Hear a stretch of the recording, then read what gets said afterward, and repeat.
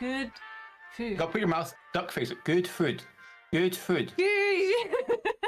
Good food. Good food. I can't talk that far into my. Why is your duck face sideways? Because I'm weird. Who hit your duck in the face? Good food.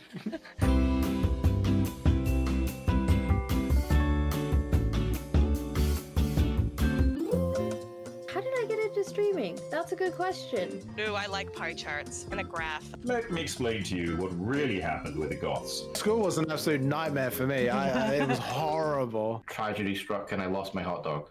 These are skulls. I'm a completionist. I've never been able to get past the second episode of The Walking Dead. Lord of the Rings Online. Walking out of a hall to a bunch of nerds shouting who wants a photo with the King of the North. Nerdy shit is cringe.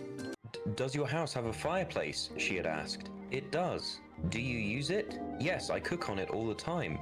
You know, I think that's extremely natural dialogue. I don't know what you're talking about. www. Oh, you son of a bitch. I literally have to jump on just to react. I'm suffering. I'm going to fucking kill you. Where are the RGB cock cages? De-sweat myself as quickly and vigorously as possible. I'm probably gonna have my sneeze kink right now. Fucking piss kink enthusiast. Every time. Being too horny, there's no probably. therapy for that. I mean, Fungus dick. Poundland. Thump you in the asshole repeatedly. The old dick twist. Your like own mimic. clone? I would fuck myself. Pass. Why not? Hold things up and have it auto blur.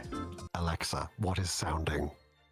Oh god, it's doing it on my one! No, I don't need to know. No. And I'm panicking because I've got a box of chocolate fingers. I'm like, I don't know what to do with these. You're just not just looking. I want to rename this stream Elf's Bitchy Corner. Modern farmhouse bitch. You want to get chlamydia from koalas? At all. Stop it! No, keep going. Do you think penguins know how bad they smell? I'm not Jub's penis. Yes, you are! You won that title! Oh, shit.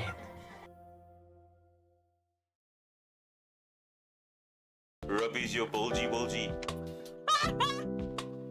Your bulgy. Go so big. Oh. Go so big.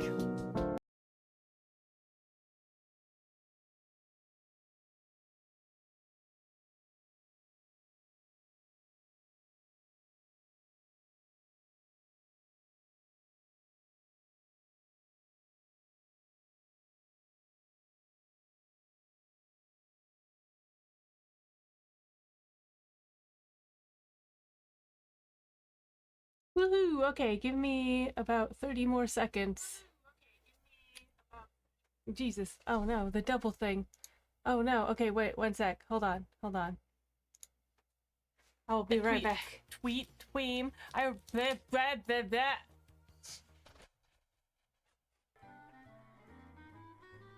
You know, maybe.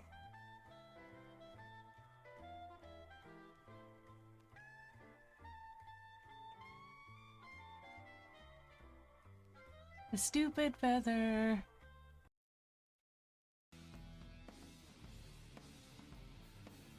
It's because I'm evil royalty now.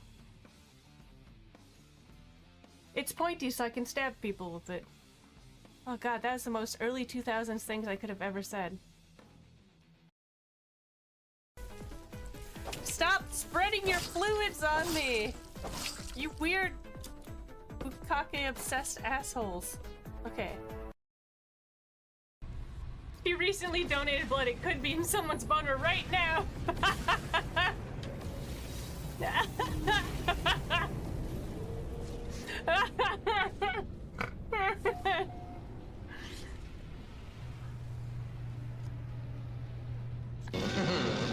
Damn it!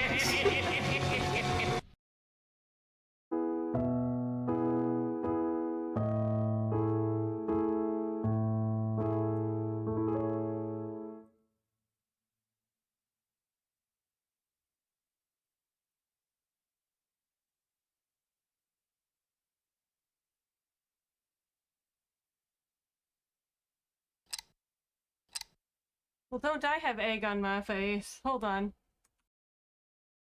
I didn't need the scissors, but oh, you know what? I'm just gonna...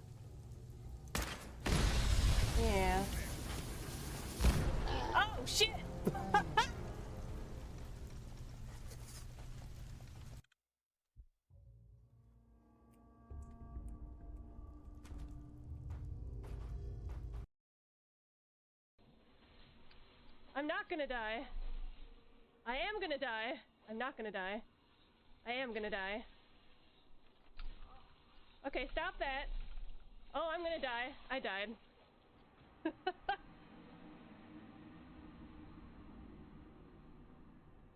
I died. I forgot that there was like 50 of them. Ooh, okay, sorry for the delay. You guys eyeliner was misbehaving. Okay, so should we? Alright, well, All right. Oh, hey, I have the wrong camera.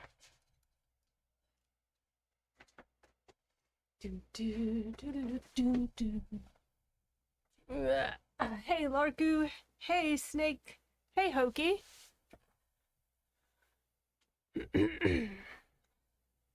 How is everyone? I just realized I had all my shit. My eyeliner was not behaving today. So I had to redo it a couple times. Must you?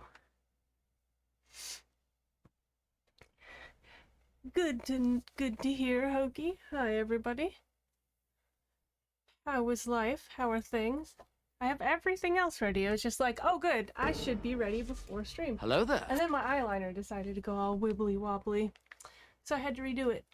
Hi, Bubbles!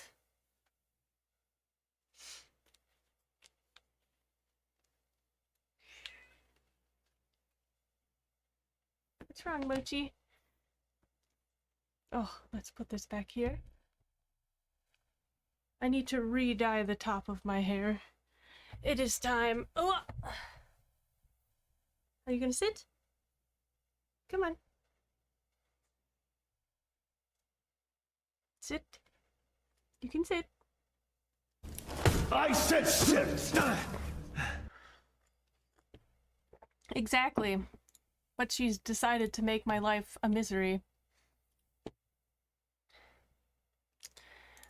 Alright, so are you guys ready for today? We have a Little Button as our guest today.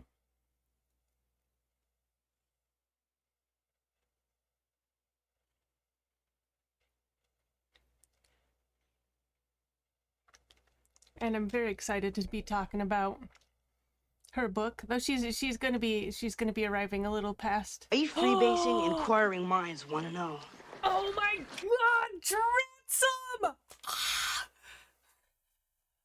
Dratsum, how are you? Oh my god. I used to be a human, now I'm just a man. Hello, how is life? How have you been? Hi, Mochi, are you gonna sit? Come on. Have a sit. You can sit. Oh my god, I have missed your face. How have you been? How is Lace?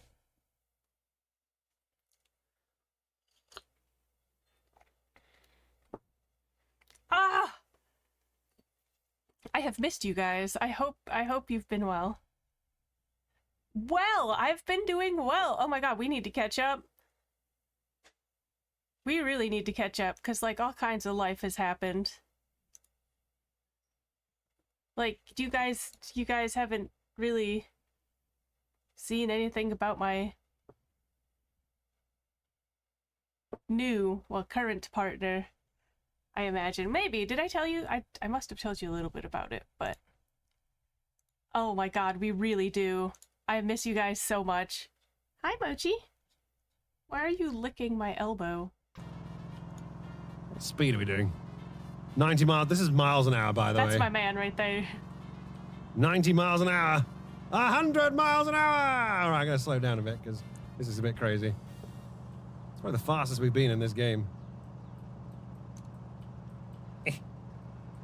Oh, thank you for the licks. Don't go that way. No! I'm not trying to overtake. Commit myself. Wah!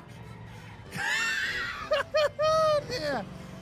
Everyone had the same idea as me. Exactly.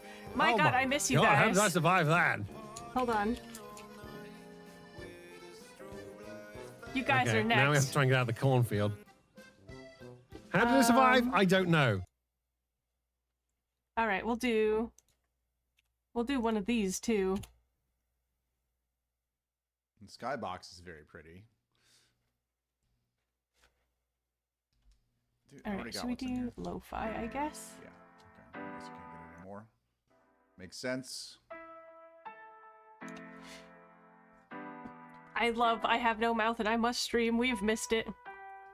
I have no idea. Is this Elden Ring? This looks like Elden Ring. Yeah, that's Elden Ring. God, when is the last time you streamed? It's been like at least 2 years, right?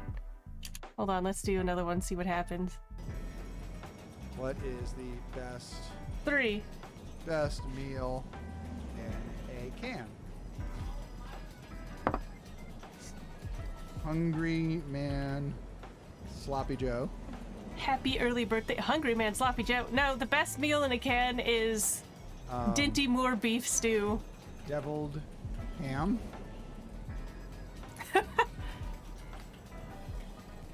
Spotted. Little tuna cans that come with the crackers that you can get at the gas station that I used to love. Okay, cool. Yeah, I got that. Gas station. Yes, this one's one of my favorites. Oh my god. Okay, hold on. Gas station tuna. Gas station tuna. Okay, what will you talk about? All of you. This is one of my favorites. Yeah, This is one. What am I allergic to? I'm allergic to a lot of stuff that gives you cellulitis. Sometimes I go down to the Walmart and get a Jean Naté. I get a real big bottle of Jean Naté splash.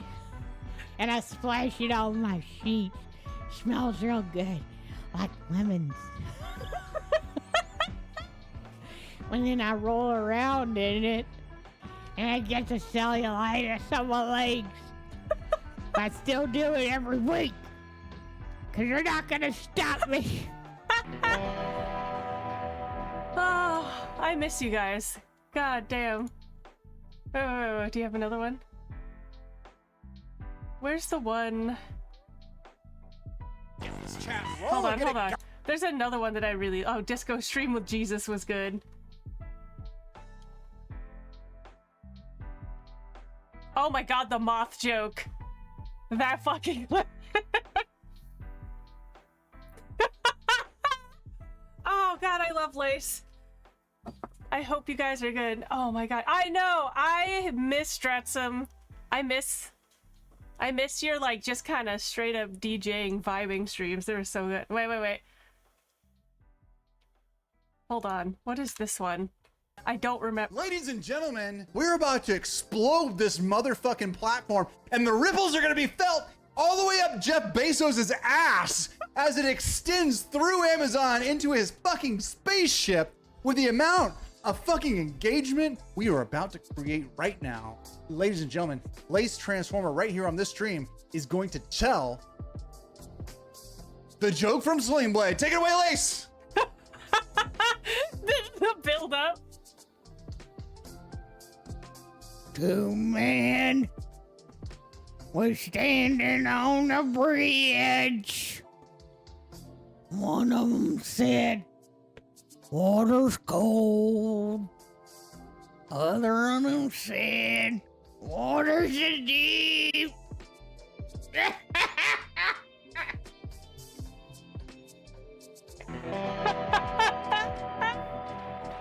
Oh, never change, you guys. Oh my god. I mean, I get life is currently lifing, you know. God, you guys are great.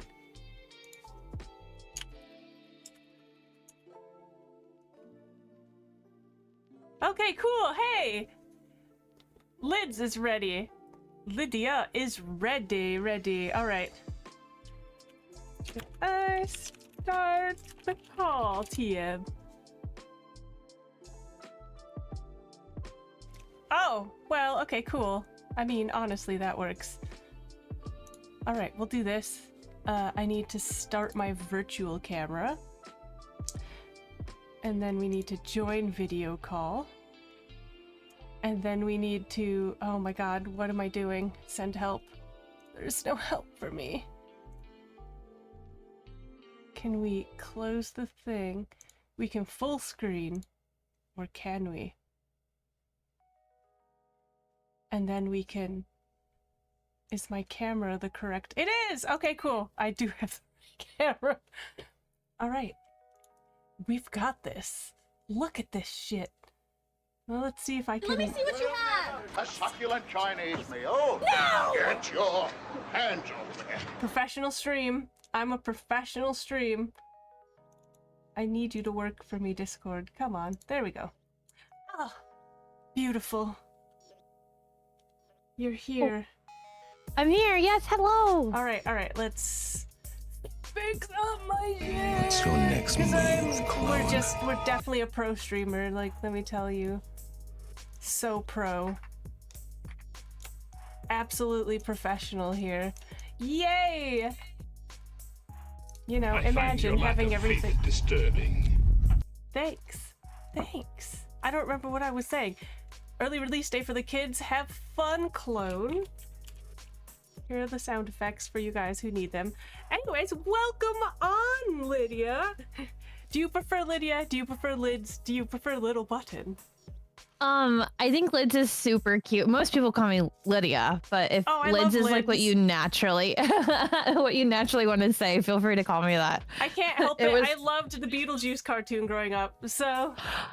Oh my goodness! I've never seen it. I always wondered why people wanted to call me Lids, and now, I know. Yeah. Well, also Lids is just really cute. I just think it's hi, Mochi. But yes, welcome on. Would you like to tell everyone a little bit about yourself? Oh, sure. Hi, everybody. My name's Lydia, Little Button. You can call me Button. You can call me Lydia. Chat, you also have permission to call me Lydia. My pronouns are she, her. I am a queer variety streamer and author, fantasy author, and I do all sorts of things. I also didn't have games growing up, which I don't know, Elf, if you do a lot of art here. I do. I don't know if you do too much gaming on this channel, but I do a lot of gaming on my... Okay, I do a lot of gaming on my channel, and it's a lot of like catch up. So first time playthroughs of games that I didn't get to play as a kid because I grew up in a very, very conservative and sheltered household. So it's a lot of catch up. Hell yeah. Well, I mean, you're playing... I saw you playing Mega Man the other day. Yeah, we beat it. Oh, beat Mega Man 2. Yeah. Hell yeah. So I met Lydia. I think it was through Meadow's stream. Because Meadow was doing a Women's Wednesday. What is I forget the full name of that. Oh, I think it was Uplifting Women Wednesday or something. It was really cute, and I adore Meadow. I do miss I miss their streams, but but yeah, we met through that because we were talking about books and I think just writing and storytelling in general, and then I found out you were an author, which was even more exciting. Mochi, could you sit? Hi. Hi, Mochi. Hello. Oh my god, you're so beautiful. If you'll believe it, she is a 15. Oh. Ouch. That means she's well loved. She looks so great. She is, yeah. She is. I mean, I've been feeding them both of my cats Science Diet for... I mean, the whole time I've had them since they were 1 and 2. So I'm guessing it's the expensive food and the regular checkups. I don't know. Okay, I'm trying to find my questions. Where did they go? My questions are here. I thought I had them. Gesundheit. My housemate is sneezing currently. Where is my... Hi, Stratlock. Hi, Meek. Welcome in. I swear I am 100% pro. We know this. No, I'm not. I've somehow been doing this for 5 years, and I've really been flying at the seat of my pants the entire time. I have some like tools I can show you if you want that might make having guests a little bit easier. Oh, that would be wonderful. Yeah, Video Ninja is really nice because you can set it up beforehand. And then their camera just goes in. Yeah, it's like a browser source. Oh, see, that'd be much easier. Yeah, then... but a lot of people don't know about it. I had no idea. Yeah, it's kind of like the stream together. Oh, by the way, do you want to do a cheeky little stream together so I can let my followers know that I'm live on your channel? Absolutely, that'd be fun.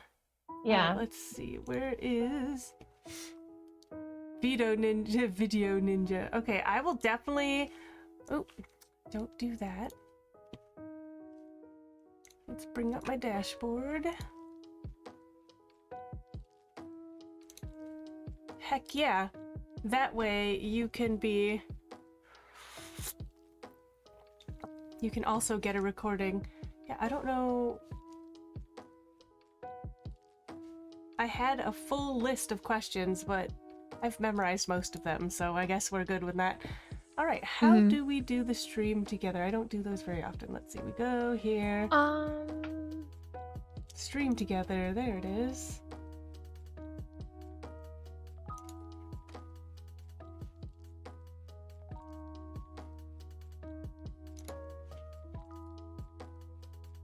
Start shared chat. Oh, since I'm not going to be live, I'm just going to send a notification on Twitch. There won't be any shared chat or anything. Yeah. All right, perfect. That seems a perfection. All right, well, since you are catching up on games, I suppose it's like one of my first questions usually is, why did you start streaming on Twitch? And, you know, was there anything to do with the love of video games? So streaming on Twitch definitely started as, this is really interesting. This is kind of a fun story to share because Meek Rhino in the chat is my partner, my husband, and has been with me since day one of streaming. I've been streaming for 7-8 years now. Wow. And it started when I was in college. I didn't have access to video games. I went to visit my boyfriend for winter break, and he had a Switch.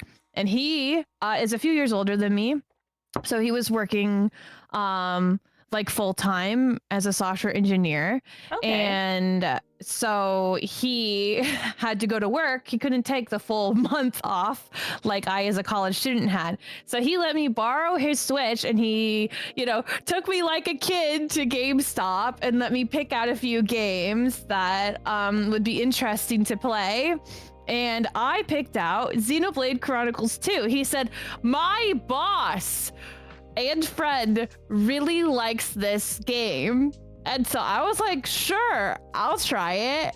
And then I played like 40 hours of Xenoblade Chronicles 2 in that final week of my winter break. And then I was like, oh, I'm not gonna be able to play it. So then he, for my birthday and Christmas or something,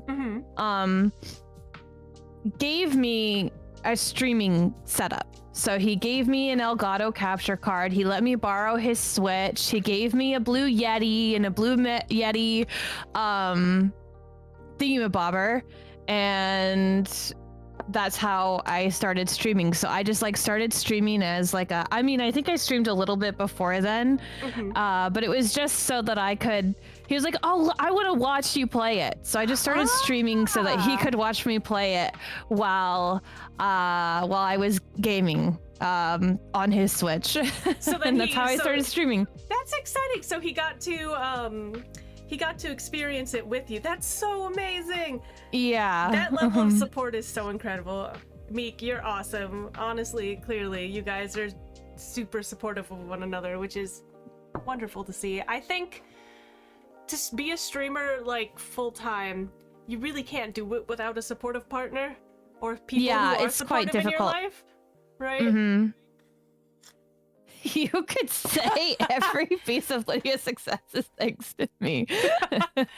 I certainly wouldn't be streaming anymore because there were lots of times where I wanted to quit, and Tristan, Meek Rhino, was like, no, I think you're good at it. I think you're really good at this, and you should keep at it. You should do it. I want to support you.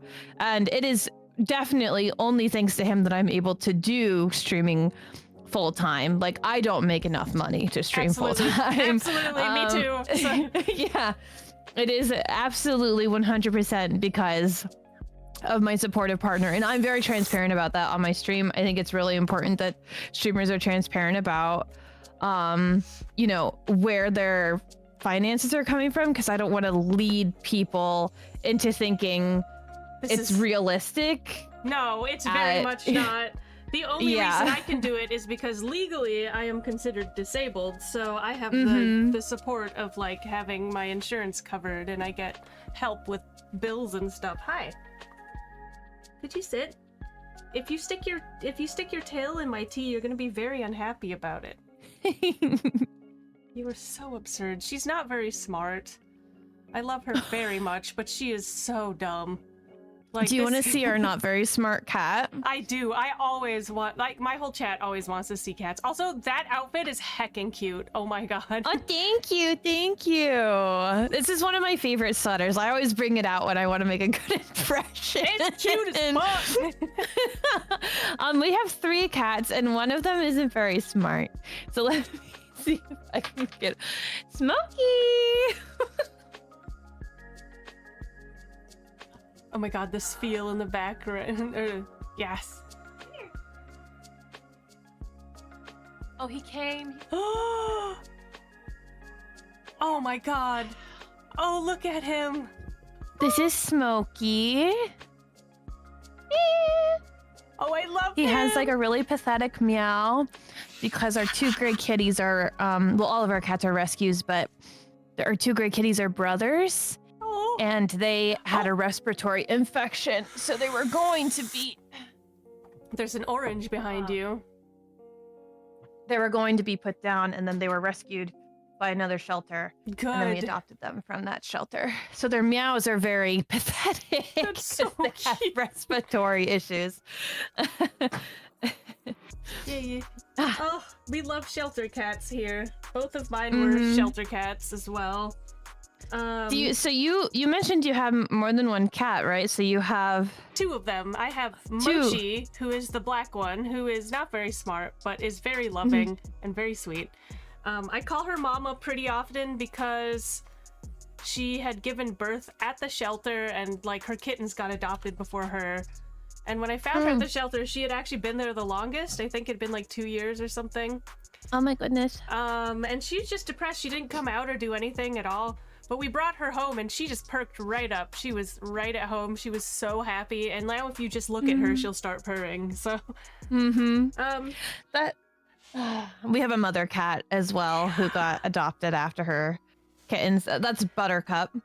She's very small because she had kittens young. And she also is. You look at her from across the room, and she starts purring. They're just the cutest little things. And then Lola, the calico, like the tortie that I have, she's a long-haired tortie, is... Like, I knew she was my cat. I went into the shelter, I sat down, and she ran right up to me, curled up into my lap, and, like, swatted every other cat away. Like, she's like, this is mine. I'm going home with this one. She claimed you. She's also a little shit, so I'll often just be like, oh my god, Lola, please. But, you know, if any cat was my familiar, it's that one. So it makes sense that she's also a little goblin. But yeah, they don't really get along. They kind of tolerate each other. So, alas, I wish you 2 cuddled. It would be really cute. But yes, anyways, oh my god. Sorry, I keep getting distracted by the fluff behind. It's my fault. Oh, kitties. My entire like sense of intelligence just out the door, like out the window as soon as I see cats. So so I'll ask my normal stream questions first before we head into like our writing topics. One of mine that I ask every streamer is, how did you come up with a theme for your stream, and did you come up with it right away, or did you just kind of hodgepodge it as you went along? Oh, I'm a hodgepodger. We recently just went through a not like major rebrand, but had all of my emotes redone after 7 years because I started streaming very hobby-like. And so I just kind of went with the flow. So when I started playing games, I would run off the edges of places all the time because I didn't know how to use a controller very well. And I would like squawk like, ah, when that happened. And so that's why we had a parrot as the mascot of the stream for such a long time. But nobody really knew the origin story of that, especially like 7 years later. And so I had people ask me if I like birds or parrots a lot. And I'm like, no, I don't know jack shit about birds or parrots. And I guess I kind of got tired of explaining it. So now we have like little deer emotes instead because I do actually like deer. Right. And I do think it fits my vibe quite well. With like fantasy and that sort of stuff. I could see you doing the white freckle makeup. That would be really cute on you. Oh yeah, that would be darn tootin'. And I've done like a lavender freckle type situation for like charity streams. But it would be really cute. No, I am the bird. Oh my god, no, seriously though. I don't know if it's like an autism thing or like a neurodivergent thing, but like I don't scream. I literally like can't scream. I always like squawk or I like you know, like it's always things like that. But like I don't scream. I mean, part of it of course was I grew up in a BC not heard household, so if I was too loud I got scolded a lot. So maybe it has something to do with that, but also I can't scream. Like I've tried and I can't do it. Oh wow. Like I do sure. Yeah, I'm not that under great duress. I do. I learned via roller coasters because I used to have that problem. I used to not be able to scream on roller coasters. So like going down on a roller coaster, I would just be like and then I felt like I couldn't breathe. Yeah. And so now what I do is I like at the crest of the thing, I will force myself to let out the most blood curdling scream ever. It lasts about 0.5 seconds. And then I can't breathe the rest of the way, but it makes me feel better because I'm like, maybe I need to do that too. Because like I don't know, it feels very like restricting. It's like your throat closes up and you don't want to scream, you just stop. And you can't, I don't know, people apparently can breathe on drops on roller coasters. Couldn't be me. I'm like really don't like it. Yeah, I have no idea. Oh my god, that's so cute. Okay. The parrot onesie. Yeah, oh my god, I don't know, it's so weird. It's just baffling. Maybe I'll talk to my therapist about it. I'm like, because okay, so there's a really funny thing where I have been learning how to reconnect my physical body with my like mind and emotions. Because I don't always I always know what's going on in my head, but I don't always know what's going on. Like they're not connected. Like the emotion side is not connected. It's always very like disconnected in a way. So I've been learning how to like reconnect and learn how to like understand like where do I feel my anger? Where do I feel my, etc. Yeah. And I was like, maybe I'm not there yet either. That. Oh, it's so hard. It's really hard. I'm like, oh my god, I'm almost 40 and I'm just learning this now. Okay, cool, wonderful. I love it. But you're putting in the work. You're working on it, and that's admirable. You know. Thank you. You know, you too. I'm sure there's plenty of things that we're both trying to like strive for, and as long as you keep doing it, you're great, right? Okay. Back to more questions. Anyways, now that you've played, I imagine, a decent number of games, do you currently have a favorite game? Ooh, a favorite game is really tough. I definitely tend to really like I have a favorite game probably within genres. Yeah. So yeah. like one of my favorite genres is like Metroidvanias. And I really do think that Under Lily's Quietus of the Night is such a special game. The art of it, the music in it, it's just so charming in a way that is hard to describe, and so like dainty. Okay. And then my favorite, I think, I'm very recency biased. So I think my favorite JRPG at the moment is probably Final Fantasy IX. I wasn't expecting to love it so much, but man, that game from start to finish was such a treat. It really did fill my heart with so much positivity and friendship and joy and maybe a little bit of bittersweetness, but also a lot of like storybook feelings. I will say that is my favorite Final Fantasy game, so I'm delighted you liked it. Oh, bye, Mochi.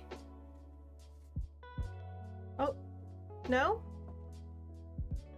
She changed her mind. Don't stick your tail in my... She is determined. Oh my god. Okay, hi. Please. The tail. I'm moving my tea. Yeah, no, 9 is one of my all-time favorites. I think it just encapsulated a lot of themes that I enjoy, like found family and like deep friendships and like, you know, just people coming through something together. It was such a like, oh. And of course the inevitability of death and all that interesting like topics is just like cool. Like it's such a cute style, and yet it's so dark. And then you play 8. Have you played Final Fantasy 8? I have, yeah.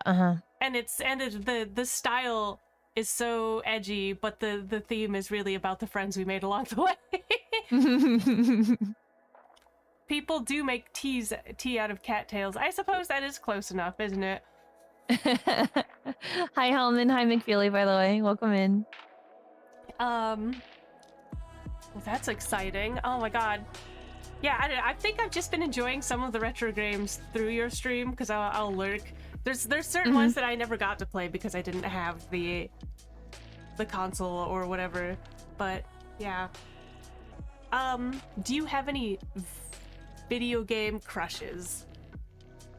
Oh, you don't even want to open up this can of worms. I like crush on everything. Good. You know, like if it like I always feel like I have to pick from one piece of media. I always gotta pick like someone, you know.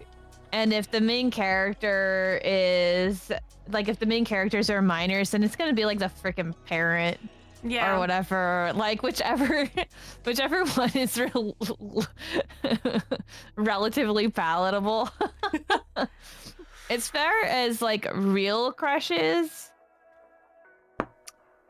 I can't speak to now, but when I was a kid, one of the reasons I really wanted to get into gaming was I thought that Cloud was so fucking hot.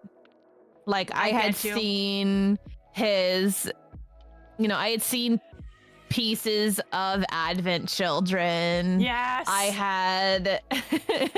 I'd seen like art of Cloud, and I really was interested in that man. Because he's pretty. I feel like he is pretty. I love myself a pretty man. Advent Children. Oh. I was such a sucker for all the long-haired characters. Those are always the ones that I'm like, oh, that one. Oh, that one. Oh, Sephiroth fan over here. Come on. Okay, hot take. How do you feel about Sung from Final Fantasy VII? Especially in the remake. Wait, whom? He's like the FBI guy, Tseng,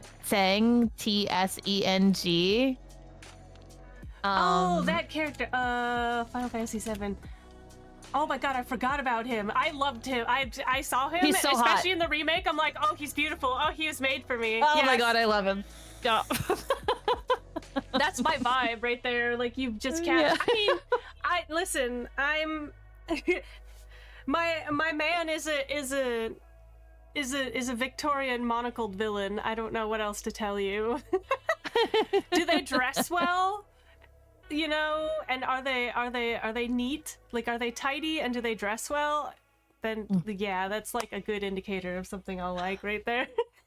Do love a person in a suit, ma'am. Right? Oh. Yeah. Granted, I feel like I'm less picky when it's like, look, women, and I'm like, women? Yes, I agree. I'm less picky when it comes to women. You're like, wow, she's cute. She's supposed to look like she looks nothing like any of the women you've pointed out before. I'm like, yeah, but women. But yeah, oh my gosh. Anyways, this will just turn into a bisexual disaster corner if we continue down. Yeah. Yeah. Do you have any pet peeves about streaming? Ooh.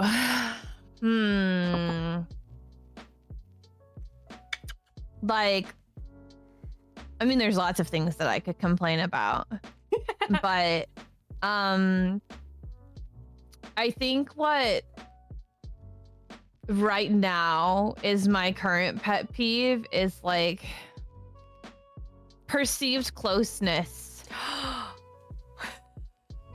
with other creators. Having this conversation. Yeah. Oh, hi. Hello. I was literally just having this conversation with a couple people where it's like, oh man, like it's really interesting how many people feel entitled to your time and personal details with the being a streamer or being like an influencer, which I kind of hate that term, but you know the vibe. Yeah, that's definitely one of my pet peeves too, where it's like, no, it's like whenever I want to get to know someone, it's like, yeah, I'm not going to assume that like we're close or whatever. It's like, no, I would just like to blah blah.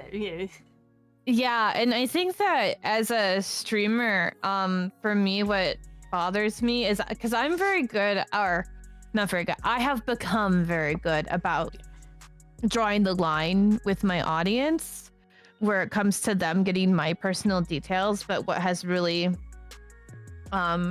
irked me a little bit is when I'm trying to make new streamer friends, and like as soon as like a collaboration happens, people assume we're besties when it's like this is the first time we've interacted. Yes.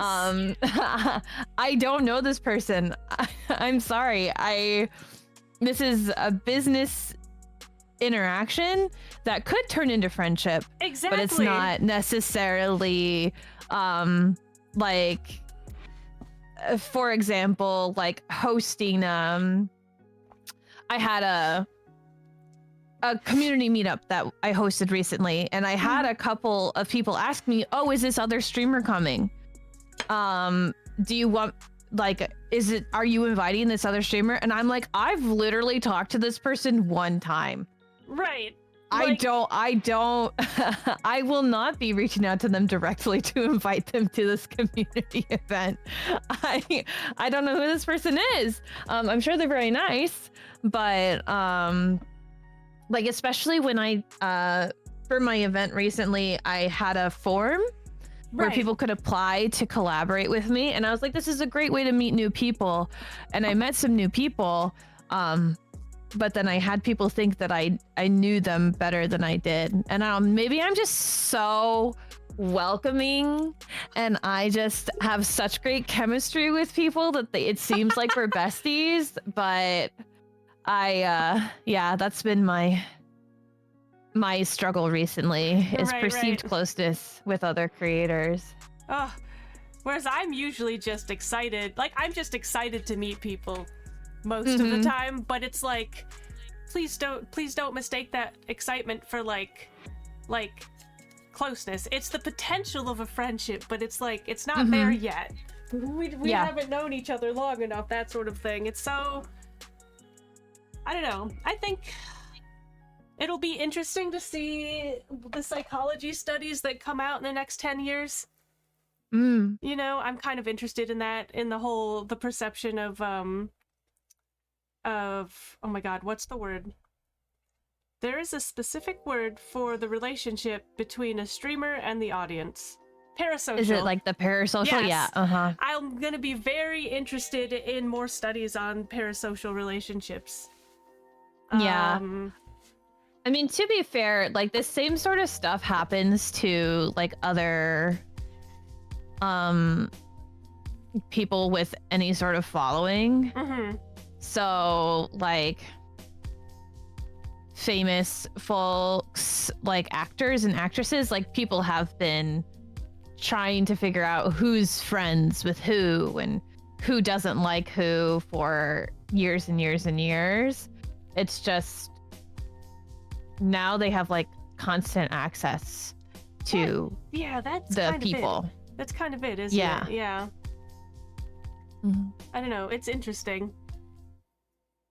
Anyways, thank you for that really in-depth answer, because that is such a tricky thing to navigate, right? Because you don't want to alienate your audience. You're not saying, hey, I'm better than you, or I'm the streamer and you're but my audience. You're just, because like we wouldn't be where we are without the people who make up our community, right?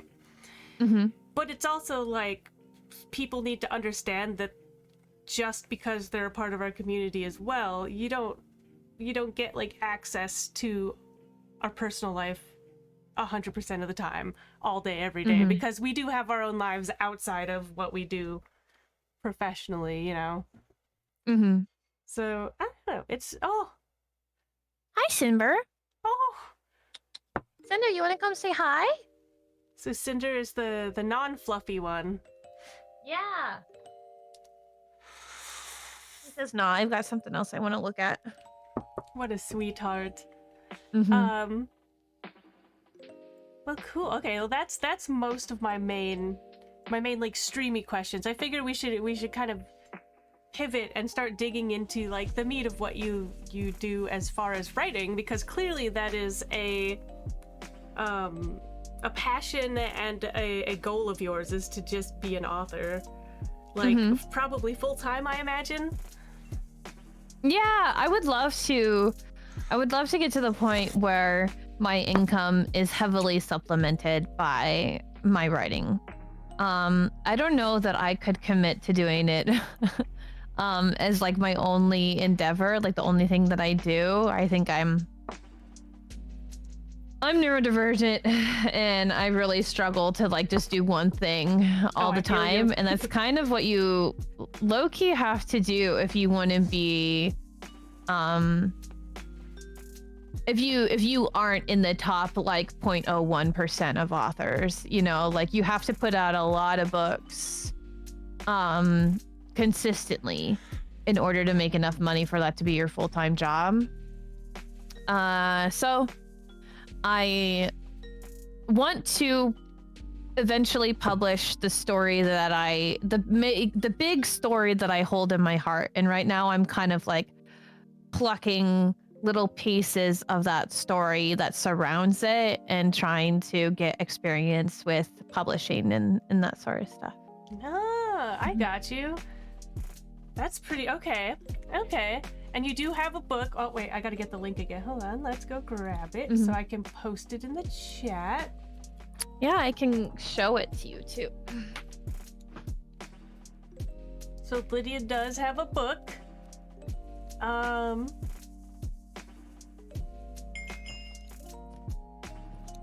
Here's where to find her.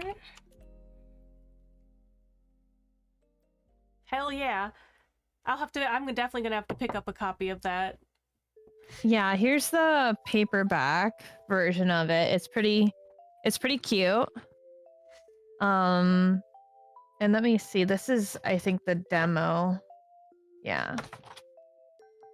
Yeah, this is my actual first print of it when I was seeing how everything would turn out. Aha. But here's Oh, I kind love of that. what It's the gorgeous. undercover is for the hardcover. So that's the book. It's a tale of princess, poets, and personal interest, and it's a book about a woman in STEM who's also a princess, but really doesn't want to be queen, and her getting up to all sorts of shenanigans to get out of her responsibilities, and that involves sort of strong arming a cheeky little poet into helping her hook up her brother and her fiance. Oh, good. Oh. Okay, come on. Are you gonna sit? You gonna sit? I am delighted. I'm definitely gonna pick it up as soon as I get a couple extra dollars. Them dollary dues, because it looks so cute. I was looking over the synopsis and I love the art. Clearly something that I would love. Yeah, it's pretty. I wrote it, so I would hope that it would make me laugh out loud because I wrote what I thought was funny. But when I read it back and refresh myself on it, I'm like, wait, this is got some pretty good moments. Like, I kind of did a good job. Fantastic. Hi, are you gonna sit, ma'am? She likes to just stick her butt right where it's the most inconvenient. Yes, Hi. Smokey likes to do that too. Spoiled. So yeah, the fact that you managed to write an entire novel is pretty dang incredible. Like, I mean, I'm very slowly working on writing of my own. I really love Scrivener. I don't know what you end up using for writing, but Scrivener has been my favorite tool to use. Yes, I also use Scrivener. It's pretty great. Yeah. Yeah, it's probably my favorite tool for writing long form things. Yeah. Yeah, I mean, like, it really has a lot of tools that you can use in it. I'm certainly no Scrivener expert. Oh, hell no, yeah. But I but I really enjoy it. Yes, there is an audiobook version for my book too, if you're more of a listener. I'm a reader. I go too fast. Like, audiobooks always go too slow for me. Yeah, I will. I'll put it on. Sometimes I'll put it on like 1.5 times and read along with it. And it helps me focus. Oh, that's actually really smart. I never thought of doing it that way. But yeah, would you... I am curious, from one slightly more casual writer to another, how do you go about plotting? Like, are you a like web person? Do you just write out all your ideas at once? Are you like a put it all in the draft? What is your process? I am very much a sit on an idea for a very long time before I start plotting it out sort of person. And then what I do is I use the snowflake method. Oh, yes. Which, if for people in the audience that maybe aren't familiar, so I basically do a 1-sentence pitch of the book, and then I expand that into a paragraph that kind of hits the major plot points that I want to hit. And then I'll take each sentence from that paragraph and expand it into a paragraph, so you have a page of like 4 or 5 paragraphs explaining the outline of your book. And then I'll go one step further and change each paragraph into a page. And then I start drafting. I'm also, and this is something that I'm trying to get better at, I'm a draft in order kind of writer. Gotcha. So I go from the beginning to the end. That's how I am too. Doesn't matter how excited I am, I have to do it in order. Yeah, sometimes if I'm like, wow, I'm really stuck, I'll maybe do a not real draft of like a scene that I've been excited for a really long time. Like one of the scenes that made me develop the story, because oftentimes the story comes from, wow, I would love to see this character interact with this character in this way. How does that fit into my world? And what got them there? And then that's when the story sort of forms for me. So maybe I'll like jot down that scene and be like, this is how it could look. Granted, I'm probably going to rewrite it when I actually get there because the characters will be different than I planned. Every time, yes. Every time. So, yeah, that's my writing process, kind of. It's not a fast writing process until it is. I understand, yes. Oh, that's so cool. Oh my gosh, it's just, you saying the snowflake method just triggered something in me because I hadn't thought of that method in so long, but it is really effective. I think it's pretty awesome. This is more of a personal question from me, but like, as somebody who went through who has been going through a very long period of burnout, how do you get excited about your own stories again? I can't say that I'm an expert at this because I, after publishing A Tale of Princes, Poets, and Personal Interests, I only recently just got back into writing my next book. Like, I've thought about it. I've, like, kind of, when I go to sleep at night, I like play through some of the scenes that I want to write in my head. But it's only until like just a couple of weeks ago that I started actually snowflaking it and working on it. So as far as passion for writing, it definitely helped to talk to someone about my ideas. Because it's so much easier to talk to someone about your ideas and the story you want to tell than it is to like write the story. And so talking to someone about it and seeing their excitement and their interest, I think really lights a fire on my butt. So I had a book signing recently, and talking to people about, I had so many people ask me, so what are you writing next? Like, oh, this book that because I've drafted another book. I have a full draft of another book that some people have gotten their hands on a little bit of it. And I drafted that before I drafted Princess, Poets, and Personal Interest. So that's been on the back burner, but that's my baby. Gotcha. So I had a lot of people ask me about that one, and I was like, yeah, that one's not coming out for a few years. But I am working on this other one. And talking to people about it and their excitement and their recognition, because it shows up briefly in Princess, Poets, and Personal Interest, and people's like, oh wow, that'll be so fun, really made me get excited. I'm a people pleaser, so if people want something, I want to give it to them. Right, I get you. So that's my sort of thing.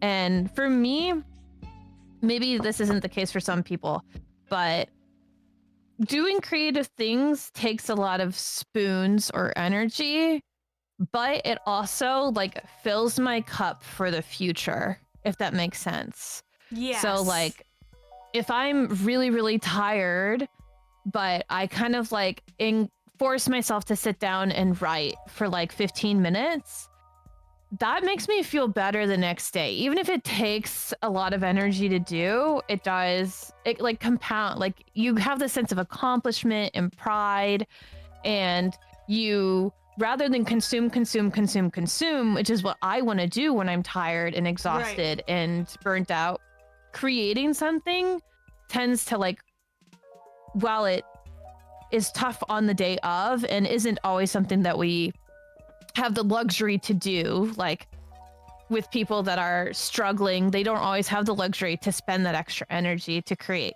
But I find that creating tends to help me the next day. Right. I'm with you, because then you go back and look at it, you're like, haha, I made this thing.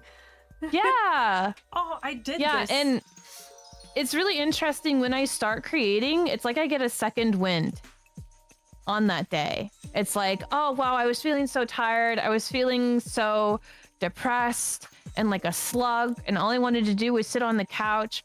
But once I started creating this thing, it like made me feel a little better in the moment.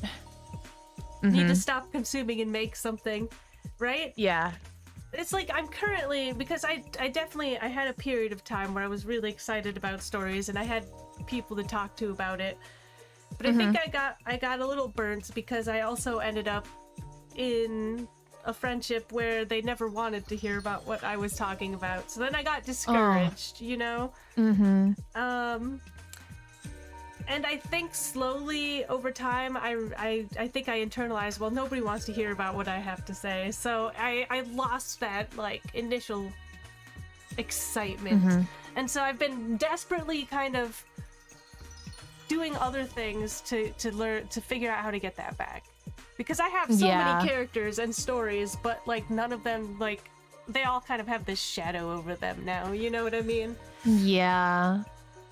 When I was first drafting my first book, the thing that really got me to do it was talking to chat.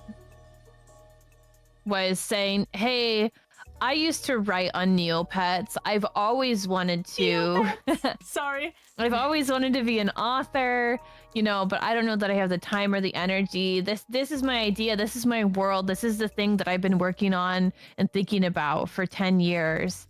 And chat, you know, there were lots of people that didn't engage, but there was always one or two people that's like, wow, that sounds really cool. I would love to read that. Right. And so, like, maybe even if you don't have, I need to know more about this portal. So maybe if you don't have like someone that you can DM about it, there are people that are in my chat or were in my chat years ago that definitely know more about my story than is probably good.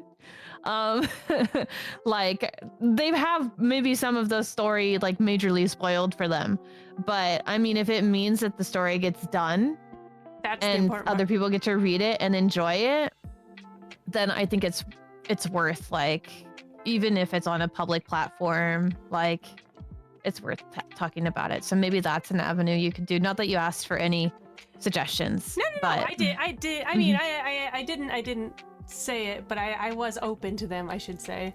So thank you. Yeah, because it's something I've definitely struggled with for a while, because I used to I would fill sketchbooks constantly, you know, with all the ideas and stuff that I was like, oh, this will be a good comic, and this will be a good comic, and what about this? This could be a good book, and this could be fun. And it seems like it's kind of like melted somewhat. Yeah. Which is a little frustrating. Yeah, and it's always really hard to create when the world is the way that it is. Like, it takes a lot of resilience to create in times like this. So don't be too hard on yourself. But I'm sorry that it's such a bummer that you had a friend that was less than supportive about your writing. I had an experience like that, and it did it took the wind out of my sails for years. So I'm sorry that you're in that situation. And if you ever wanna yap, my DMs are open. I would be happy to. Thank you. Yeah, that's just, I'm finding a thing again, and I'm slowly pulling it back. So we'll go. I just need to remember, hey, I can do this for me. What do I want to see? And that's hard. Yeah. I don't know. I'm kind of the live cringe, be free. You know, yeah. I'm all about that, because, like, I don't know. I mean, if you're neurodivergent, you were always cringe. People are always basically acting like you were cringe TM. So at this point, it doesn't bother me, you know? I definitely talked about Pokemon far too long, like far longer than, you know, it was cool to be talking about Pokemon, you know, that kind of thing.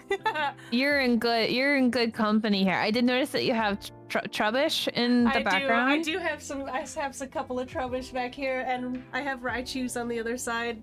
Have you played any of the recent Pokemon games? Yes, I have played all of the recent Pokemon games. Have you been playing Pokopia? That's the only one I haven't. I don't have a Switch 2. Oh my god. It looks so cute. It looks so cute. Yeah, if you ever have the opportunity, I think that you would really love it. Well, because so my roommate brought me lunch. So I love survival craft games. And I love Pokemon, so I know I will sink so many hours into it once I get that game.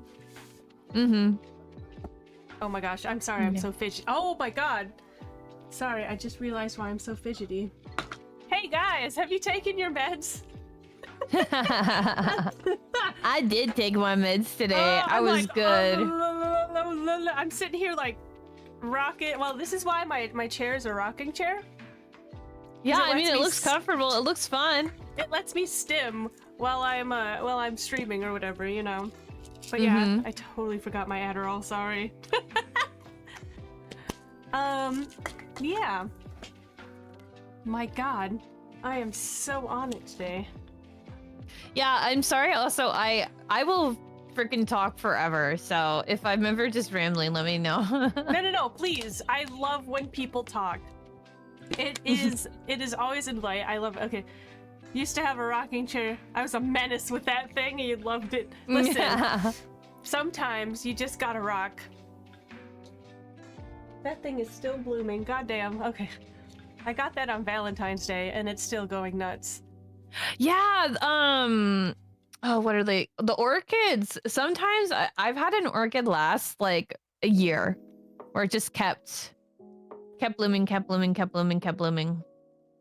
I mean, I'll repot her when she's done blooming. Because I don't want her to get root rot or anything like that. I bought some orchid bark and stuff to put her in, but yeah, oh my god.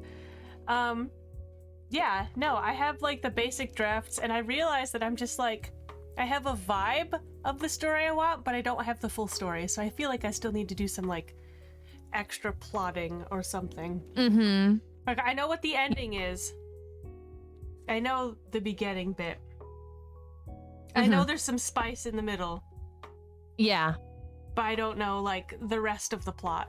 Yeah, how we get from point A to point D and from D to yeah, it's like, oh G. no. What have I done to myself? But that's been fun. That's super relatable. What helps me, and I know this is like setting aside like an hour, and I've done this with like sticky notes before. So I've like basically just like written some ideas, like what's something that could happen, or what are the points that I want to happen, and then I've sat down and I've got like a few pages in a notebook, and I'll put like sticky notes in it, and then I'll be like, oh, but this wouldn't work with the character's plot. Let me move this sticky note here and see if that works. And then I force myself to sit down, and it doesn't have to be set in stone, but I force myself to sit down and say, what could happen between here and here that would encourage my character's growth? Or what could happen between here and here that contributes to the overall theme of the story? And then you just fucking write that shit down and you slap those sticky notes in.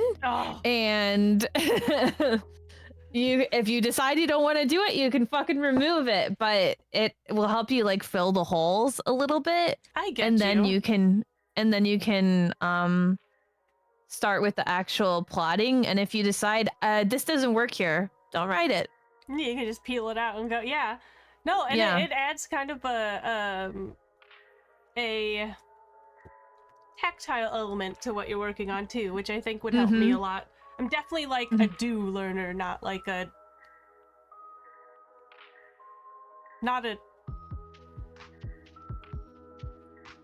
concept. Yeah, concept learner, yes. Yeah, yeah. It's Same. like I have to be doing things. I can't just hear somebody tell me how to do it or yeah. read how to do it. I have to like do it. I learned by example. Really Exactly, well. yeah. Yeah. The brain you really need to kickstart today. Yeah, oh my gosh. So as far as publishing your book, did you end up doing all of your kerning and formatting and everything else yourself when you did it, or? No, I kickstarted it, so I had funds to hire a formatter. I hired a developmental editor. Oh. And a line editor and a formatter. Hell yeah. So I had 2 to 3 rounds of edits on my book. And I will say, it really it really made a difference in the book. Like the feedback that the editors had was invaluable, I think. Like it really took my book from something that was palatable to something that I would say is a pretty good book. So yeah. A lot of people, I think, forget that how important the editing process is. Mm-hmm. But, ironically, one of my best friends actually works with Simon and Schuster, as a book designer. So I get some ins on like how to do certain things from there. Yeah. But yeah, I do know how expensive it gets. Yeah, I do think that an author can definitely do their interior design themselves. Like, you don't have to hire someone. And I actually had quite a few problems with my interior designer. So I don't know if I would. I don't know that I would hire an interior designer again. Right. But I'm familiar with like Atticus or something if you want to do interior design. Like there's lots of tools to do everything yourself, but I do recommend, if you can afford it, an editor. Absolutely. At least. Yeah. A line editor, though. I had my line editor and my developmental editor were the same. So she went through and she read the book, and then she said, here are some things that I think are missing. Here's some questions that I have. Here's some points that I think you should expand on. And then I went back and I addressed it. And then she went in and she did a line edit. And so if you aren't familiar, and this is for the people listening too, if you aren't familiar with the different editing styles, there's like the line edit isn't necessarily like grammar and stuff. It's more like prose or clarification, the flow of your writing. Flow, consistency, and whatnot, I imagine. Yeah. And I think it really helps to spice up your writing a little bit, since if you're banging it out, it can get quite samey. So it's nice to have another set of eyes to put some juice in you. Absolutely. I think that's super important. Like, not that I don't love the number of like some of the like the self-pub stuff getting picked up by big publishers now. But what's interesting to me is that you can tell who hasn't really edited, you know, when you go through. Because I mean, I had Kindle Unlimited for a really long time, and I would just read whatever popped up, you know, just because why not. And there were certain times where I'm like, man, this is a great story, but they really need an editor. And I think that's super important, even if it's just a friend looking over for clarity. Sometimes you really need that. Yeah. Because you know what you're trying to say when you write a sentence. And so it's really, I had a lot of eyes on my book. I had my partner who was my alpha reader.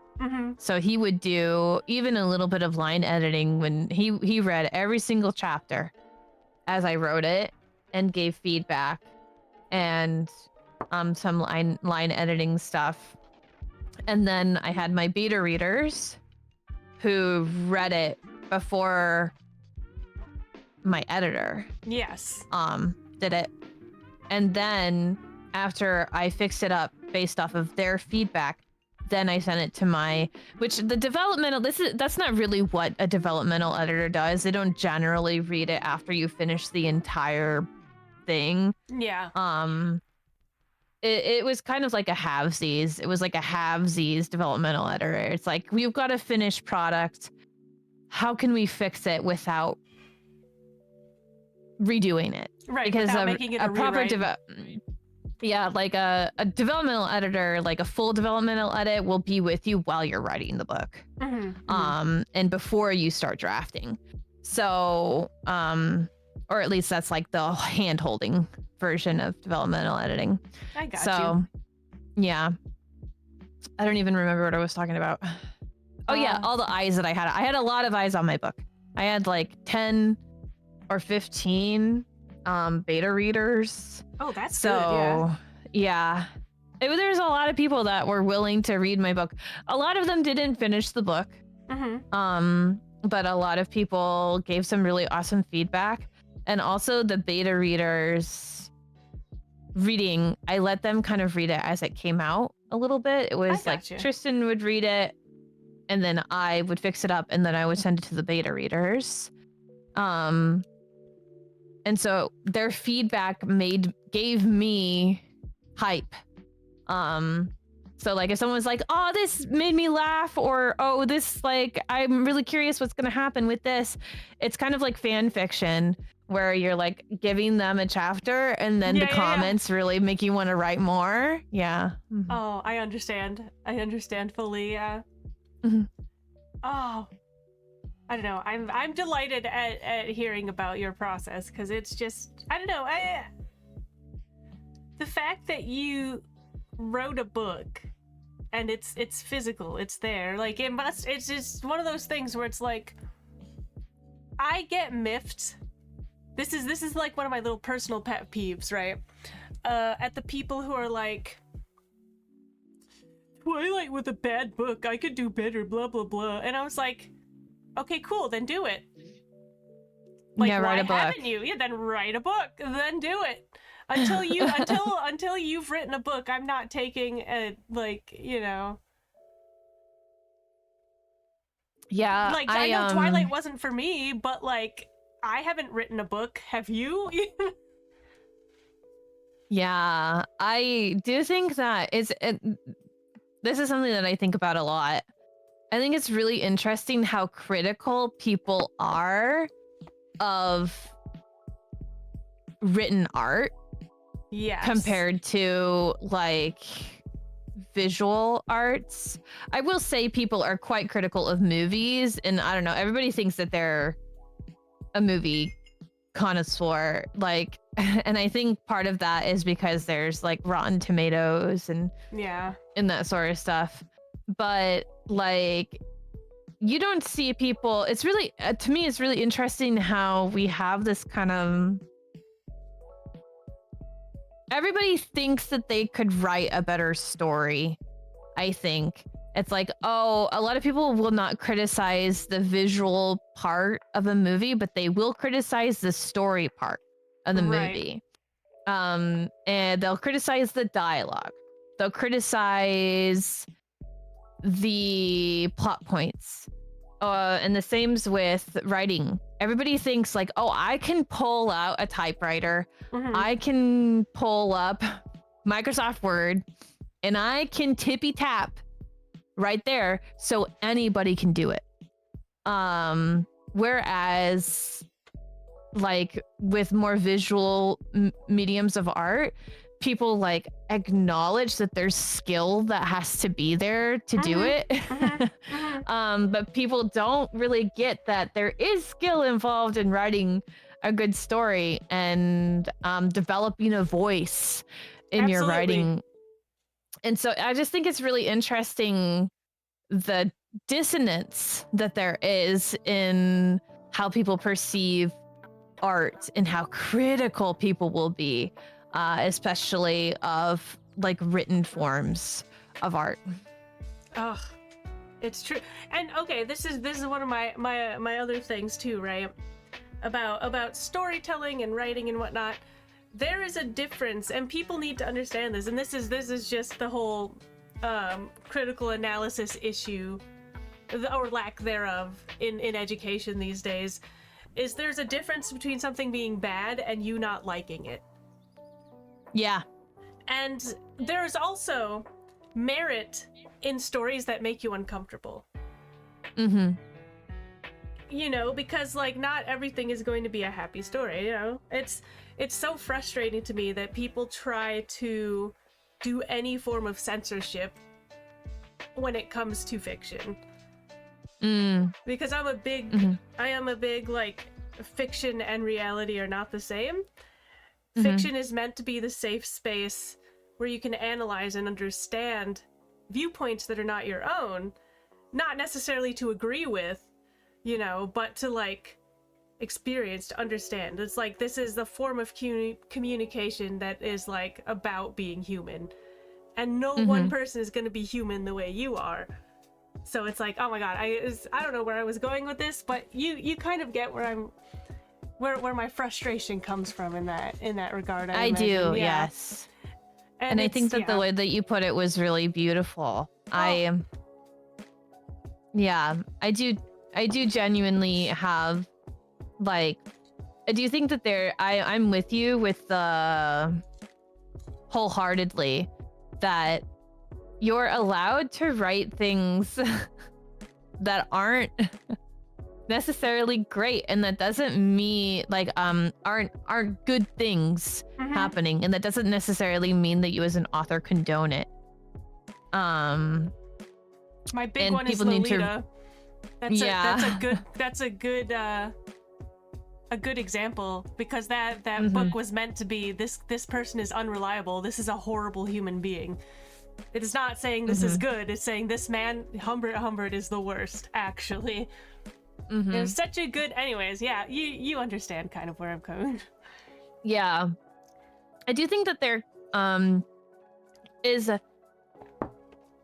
the line is kind of blurred where people reasonably are frustrated when like people are really insensitive with their writing. Yes. So like criticizing authors for their only person of color in their story being a stereotype. Absolutely. Or like those sorts of things are like like those are reasonable. Like, hey, let's look at this, let's analyze why they did this. Is there a reason why they did this, or is it just them being insensitive? Exactly. And you never really know what the author's intent was, but it is really important to consider the impact of the stuff. But then the line gets blurred, and so then it's like you're not allowed to ever have a person of color that's a villain. You're not allowed to ever have a minority in a certain situation. You're not allowed to ever have any slavery in your stories. You're not allowed to have ever any sexual assault or rape or that sort of stuff. It's just like we've kind of like blurred the line. Yes, where it's become very pro censorship. And I think personally, things should not be censored, but should be analyzed critically. You know what I mean? Like, you should be aware of the pitfalls of an author's like biases, yes. But you should not censor things because they make you uncomfortable, because the world is uncomfortable, you know what I mean? And you have to face discomfort at some point for growth. Whether Yeah. it be, I don't agree with this and I need to learn how to articulate that, or this has made me instinctually uncomfortable, is it because of my biases, right? Yeah. Is this, when you're talking censorship, are you talking like choosing not to consume a piece of media, or are you talking like banning books from Banning. I'm talking schools? about bans. Because everyone has the right to choose what they would like to read versus what they wouldn't. You know what I mean? Like what media they want to consume. But I think nobody should tell other people what they should or should not read or watch. You know what I mean? You can say, have you examined something critically? Like, or you can say, I personally am not into that because I don't like this theme. But you should never say, like, you watching this makes you a bad person. It's like, okay, you know? Like, yeah. I mean, obviously, I'm gonna side-eye people who still give J.K. Rowling money because she is an awful human being who is actively hurting the trans community. But, like, I do still have my first edition books because my grandmother gifted them to me. You know, and she's, like, since passed. So there's a lot of things where it's like, okay, but what's the line? When you introduce a line like that, it's so easy, especially for people in power, to manipulate that line. But yeah, anyways, that's like one of my big like media frustrations right now. Also, the fact that so many full adults my age are only consuming children's content. Does that make sense? It's not the fact that oh, you're only doing this that's bad. It's the fact that they're gatekeeping it somehow. Have you run into that I don't know if you're in fandom spaces very much, but there's a lot of like, well, this is the worst thing ever because they didn't like, because there's a lot of people in fandom. Maybe this is just my internet circles specifically, but there are a lot of people in fandom spaces who have only consumed like comfortable media, who then come into other fandom spaces like the horror space. Because I'm thinking of Resident Evil because I love Resident Evil, and then they're like, well, this is that and that's toxic and this is the worst. I'm like, it is a horror franchise. It is about the horrors of humanity and like what makes people evil. What are you talking about? Like, oh my god. I think it's just the critical thinking, the breakdown thing that has just been getting me these days. Like, yeah, I do feel there's definitely a little bit of a. It's a combination, and maybe this is really boiling it down way too much, but I can't help but feel it really has to do with our like checkbox morality situation we've got, where like everyone feels like they have to prove that they're like good enough. Like, you have to make sure that you speak out about this thing. You have to make sure that if you see this thing, you have to say something about it in the media. Otherwise, people are going to think that you didn't notice it and that you don't know that that's wrong. So you have to make sure that you speak out about it, because if you don't acknowledge that that maybe it's bad to murder people in horror films, then I mean, that's like, an exaggeration. You believe that people should murder, but yeah, I mean, but people are so willing to jump to that extreme. Yeah. And okay, so like this is interesting because some of it must come from the fact that our whole lives are now available to be surveilled online. Right? Like social media and everything, like everyone always knows what's going on with us. Well, they always know what's going on with us. You know what I mean? There's this presumption that X, Y, and Z, right? Like, so it's like, I wonder what the connection between that and this need to fulfill this checkbox role and being in this kind of, you know, panopticon vibe.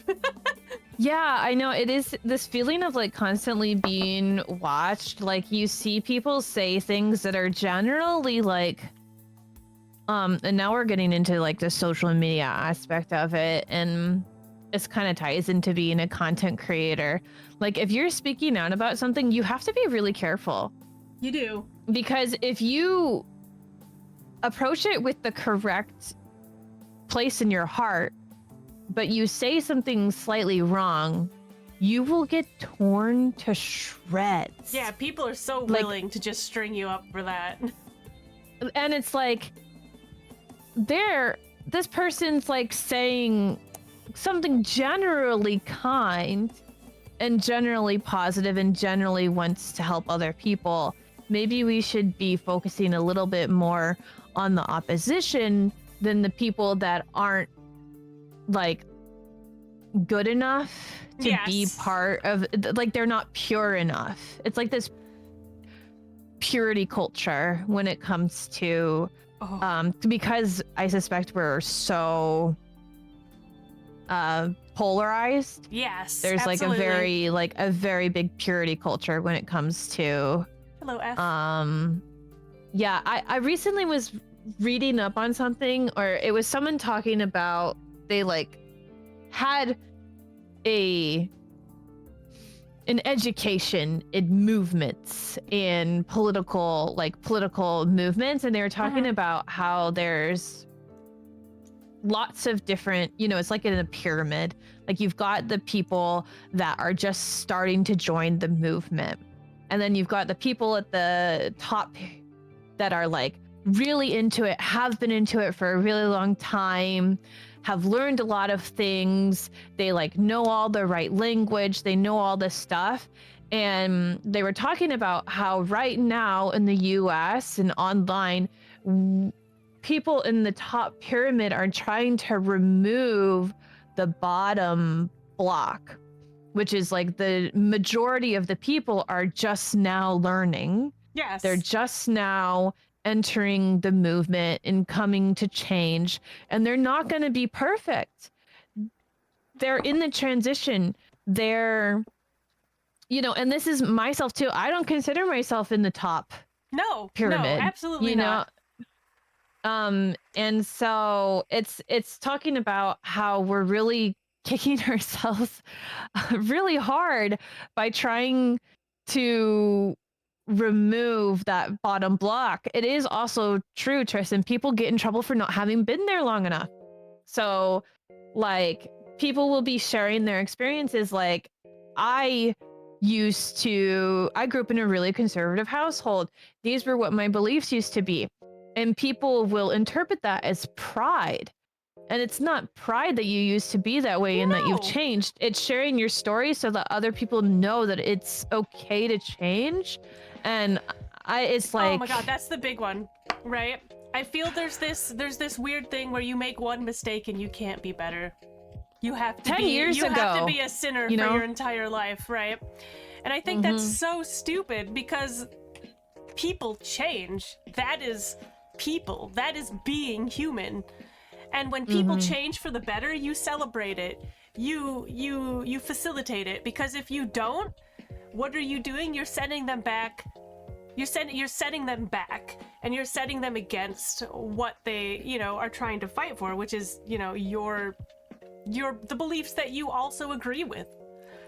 And it's just, oh my god. It's tough out here. And I do think that does tie in a lot with our media. Like how people are perceiving media. Like people know that you gotta be perfect right now. You gotta, like what you said about this piece of media 10 years ago will be brought up. Yes. If you disagree with someone on social media, they will be digging into your deepest, when you were 12 years old on the fucking internet, they'll be grabbing that shit and using it against you as if that is a representative of how you feel to this day. It's so ridiculous. It is so unrealistic, and God, it's awful. It's like I don't know. It's an interesting time because I mean I grew up in the Wild West internet, where it was like, never tell people who you really are, don't give out personal details, don't do this. And now people have their whole ass showing online all the time, which I can't say, I can't say anything about because I'm a streamer, my face is online and like all that stuff. But like still, I feel like there's this lack of, I don't know, the lack of separation between, online and offline, or maybe there's too much separation, I don't know.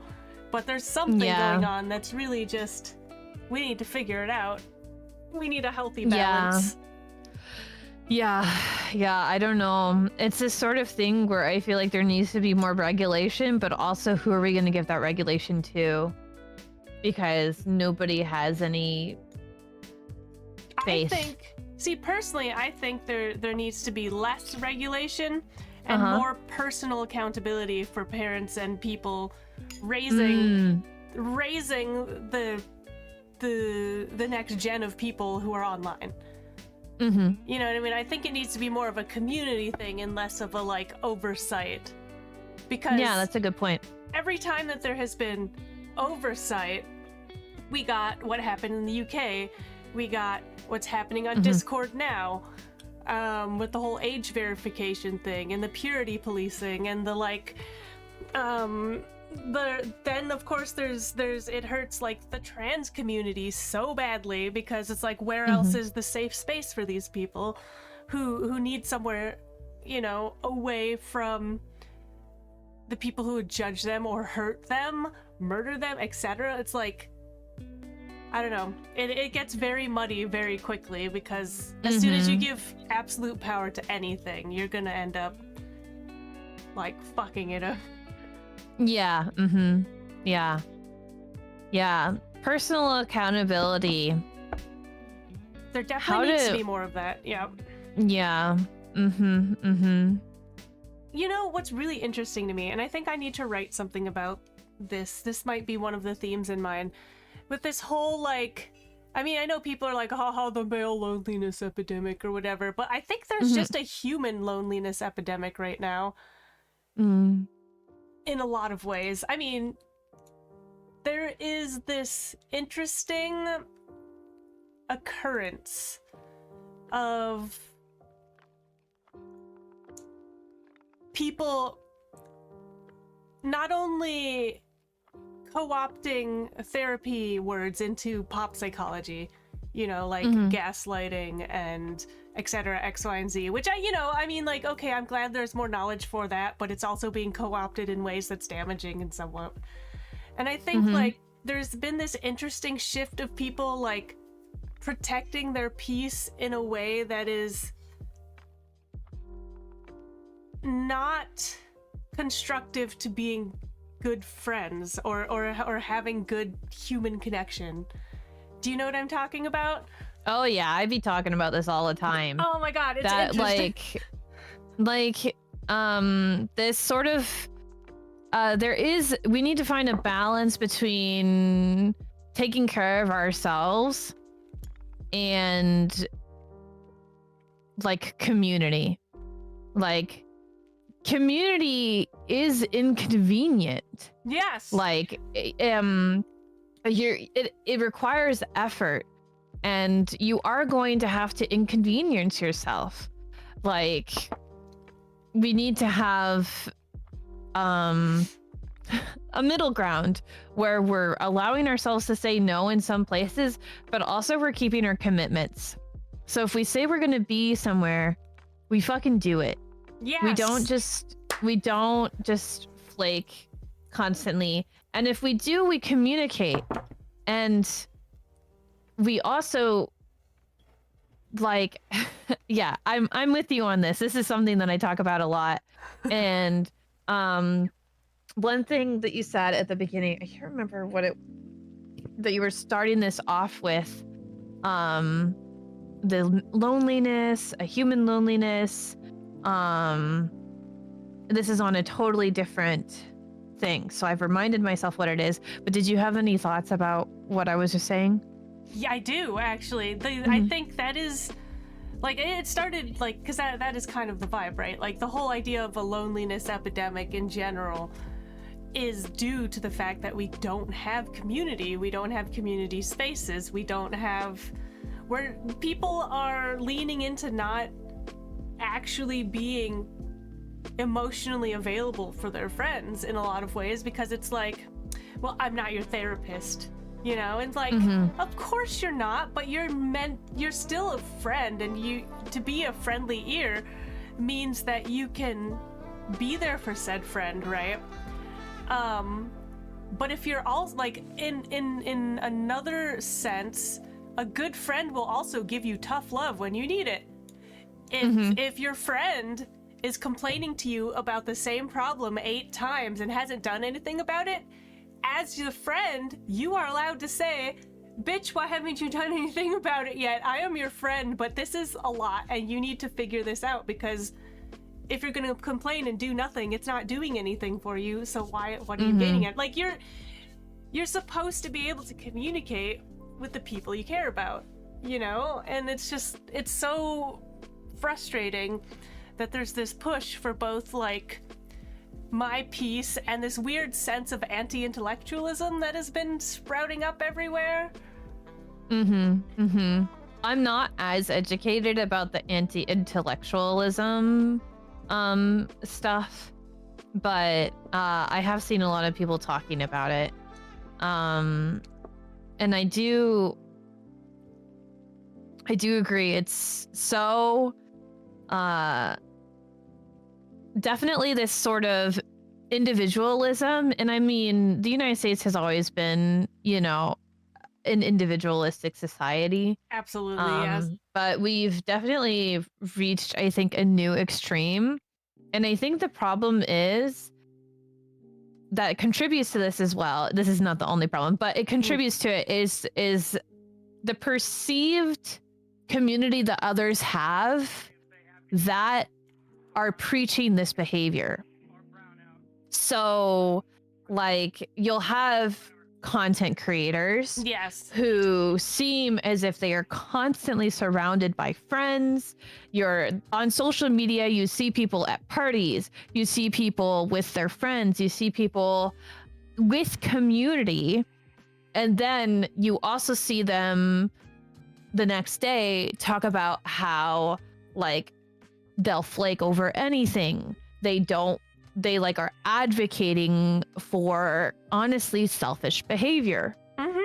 And this community that they have is generally really curated and kind of a lie. Like, this community that they are pitching, showing that they have on the internet is not real community. It's and so people think like, oh, I can still have this community that people have had in the past and have this behavior, because that's what all these people on the internet are doing. They're saying that they're doing this and their lives are so much better and they look so happy and they have so many friends. Why am I not like that? What's wrong with me? Why is it when I put myself first, nobody else cares about me and tries to reach out to me and does ABC, XYZ?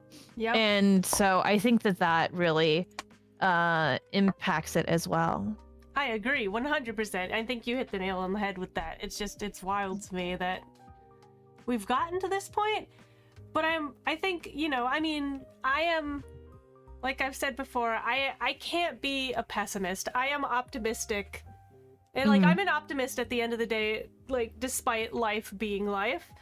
And I think that there will be a switch. I think that people are still talking about the fact that this is a thing. People are using their voices, like a lot of people say, oh, blah, blah, blah, TikTok was a mistake and stuff. I was like, corporate TikTok was a mistake. TikTok as a community has been very interesting and very cool to see, because you see in real time people developing connections and starting movements and starting like communities around, like, hey, did you know that you can garden like out of your backyard? Did you know that you could do this? Or people getting like lots and lots of views because of their niche interests. Like, I think that's amazing. And I think that like people are still trying to understand and find human connection, and they will. There's just going to be a period of hard times, especially because of our political environment. I mean, Yeah. That's just going to be what it is right now. But like, I think one of the things I try to do with like my streaming, right, is I want to exemplify the fact that you can find community, you know, as long as you're willing to make it. Like, you can put forth the idea that, like, if you approach most things with the fact that more people are going to be not aggressive. What's the word? They're not approaching anything with bad intent. Most people are not approaching things with bad intent. In fact, if you are frustrated or uncomfortable, it's probably either ignorance on their part, and like not like willful ignorance. It's not anything. It's just maybe they've never experienced X, Y, or Z, or you know, like there's just not a good communication. And I think most people aren't trying to hurt other people. Most people are just trying to live their life. And when you realize that, it gets easier to kind of like open up that sense of understanding other people and giving them, like, I guess grace, for lack of a better word. You know, it's like giving them that benefit of, you know what, you're just another human being trying your best right now. And like, I think that's really important. And I think I really got that sense, especially when I dropped into your stream, that like you're like, you know, hey, I want to be welcoming. I want like people to know that like this is a place where, you know, they can feel safe. It's not a place for hatred, it's a place for understanding and for learning. And like, I really liked that about your vibe. So well, thank you. I try. I think that I'm working on finding a middle ground, because not with my stream, but with my personal life. Right. Welcome, readers. Oh no, whoops. Whoops. Hi, Oopsie daisy. Oh no. Uh-oh. Welcome in, everybody. How's it going? Oh, this game looks so cute. Yeah, I don't know what this one is. This is cute. Oh, oh my god, I gotta stop slouching. Oh. Okay, Me too. I'm like sitting like this.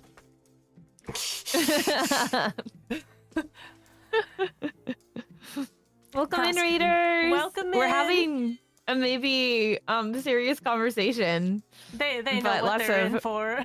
Yeah.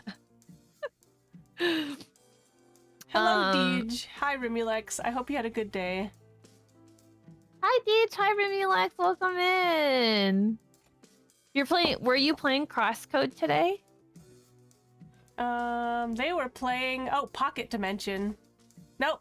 Oh. No. Has opened a wormhole for Remulex's. Okay, nope. That's just a thing. Where did it say what you were playing? Maybe it didn't. What were you playing?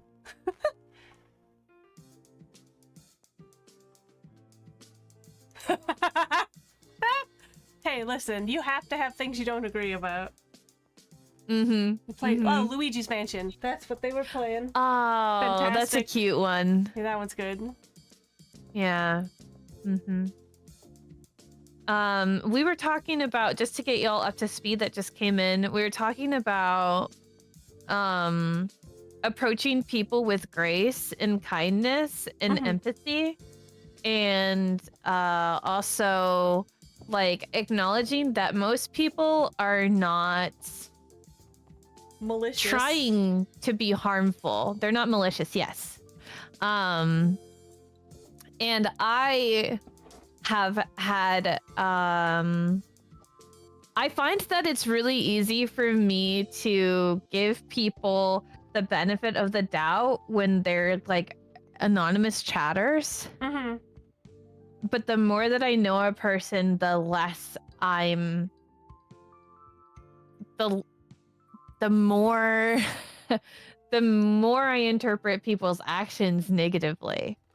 So like I'm trying to find a balance where I am, because I think in my mind I'm like, they know me. Okay. They, you know, like they know me and they should know better. And so it feels more hurtful when someone says something that is upsetting. And so I'm trying to re-find that grace, and I mean, like, I'll talk myself in circles, right? Absolutely, yes. Like, I won't necessarily always immediately like say something about something, but I will talk myself in circles, and I can always come to, I understand where they came from. But it still is like, it still could be hurtful, and then picking whether it's worth saying something about is where I'm trying to find a balance. I understand. You know, because I was a wet rag. I was a doormat growing up. Like, people would bully me and say anything they wanted about me. And it was only in my mid-20s that I realized, like, hey, I don't have to be a doormat. Hey, I can stand up for myself. And I'm still learning how to, like, take a step away and be like, is this a big deal? I understand. Is this worth doing something about? Because my feelings are always so big. I'm happy, I'm really happy. I'm sad, I'm really sad. I'm angry, I'm really angry. I'm hurt, I'm really hurt. So I'm like very extreme with how I feel. I feel everything big. And so it's hard for me when someone like hurts my feelings not to immediately want to resolve that, because I want them to explain themselves. Because if they explain themselves, it's very easy for me to be like, oh, I get it. Yes. You know? But a lot of people don't want to explain themselves because a lot of people have been told on the internet that explaining yourself is bad. Oh, that's annoying. Because some people say, like, oh, it's not an apology if you explain yourself. Because you're making excuses. That's not an excuse. And for me, I'm like, no, tell me what you meant, because it helps me. It helps me feel better. It helps me be less hurt. I swear. Right? Okay, I will say, if I ever hurt your feelings, you are allowed to ask me to explain, because I am also one of those people. Like, my neurodivergent ass would rather have the like explanation or the knowing. Like, I would rather know if I hurt somebody's feelings. And then explain, like, oh gosh, that's not what I meant. Yes, precisely, Rimulex. There's the fact that a lot of people take explaining your side of the story as brushing off accountability. Exactly. Yeah. Exactly. Also, me, correct. Mine did too. Mine were like, if you try and explain, you're just trying to make excuses. And I'm like, now that I'm thinking about it, I think a lot of the times when parents said that, they didn't want to take accountability for their emotional reaction when they knew that you had an explanation. You know what I mean? In a lot of ways. I think there's something to that a little bit, because I know quite a few friends of mine are parents, and they are much, you know, they're doing like the gentle parenting, not the permissive parenting, but gentle parenting, where it's like, you can't do this because this. And it just, it's so effective because it's there's so much more understanding. And it's like, sometimes I think a lot of parents just didn't want to deal with the fact that their child was having big emotions, and they didn't, and they were overwhelmed and didn't want to handle it either, and they didn't want to handle their own emotions. Yeah. Wow, that's really insightful. I had never thought about it like that. You know? I don't know. I mean, like, I've thought about, because a lot of my friends, you know, some of my friends are getting pregnant, and I'm a little too old to have kids now, I think. Because, oh my god, did you know at 35 and older, I think it's considered a geriatric pregnancy? Did you know that? I have definitely heard that that is the term, but I always thought it was 40 and older. I didn't know it was 35 and older. Yeah. Wow. So, like, you know, it's like, like, you can still have kids, but, like, for me personally, like, I've got lupus, so I'm not gonna risk it at this point, because, again, at 38, it's a little, you know, and I don't really want to be an old parent, you know what I mean? Yeah. My parents were, my parents had me when they were in their 40s. Right. Lupus. And their health was not very great. I would never want my children to feel obligated to deal with my health problems too. You know what I mean? Mm-hmm. Yeah. Mm-hmm. Yeah. Elfie, are you familiar with Game On to End Lupus? With who? What? Game On to End Lupus? Yes, I am, and Okay. I love it. I love that it exists. It makes me happy. Okay, cool. Just wanted to make sure. I was an admin for it and fundraised for it every year for the past 5 years. This year I'm doing something different, but it's a really great Yes, that's so cool. really great event. If anyone here is interested in, you know, helping research lupus and other autoimmune diseases. There's been a lot of breakthroughs for lupus lately, I think. There has. The LFA has done phenomenal work. They really are a great organization. One of the organizations that I feel super, super great donating to. They're really cool. They're like incredible. But yeah, I didn't know you were a lupus warrior. Sorry, this is just like exciting for me that the world's so small. Thank you. I mean, not exciting, but to be fair, Yeah. mine is really, really well controlled.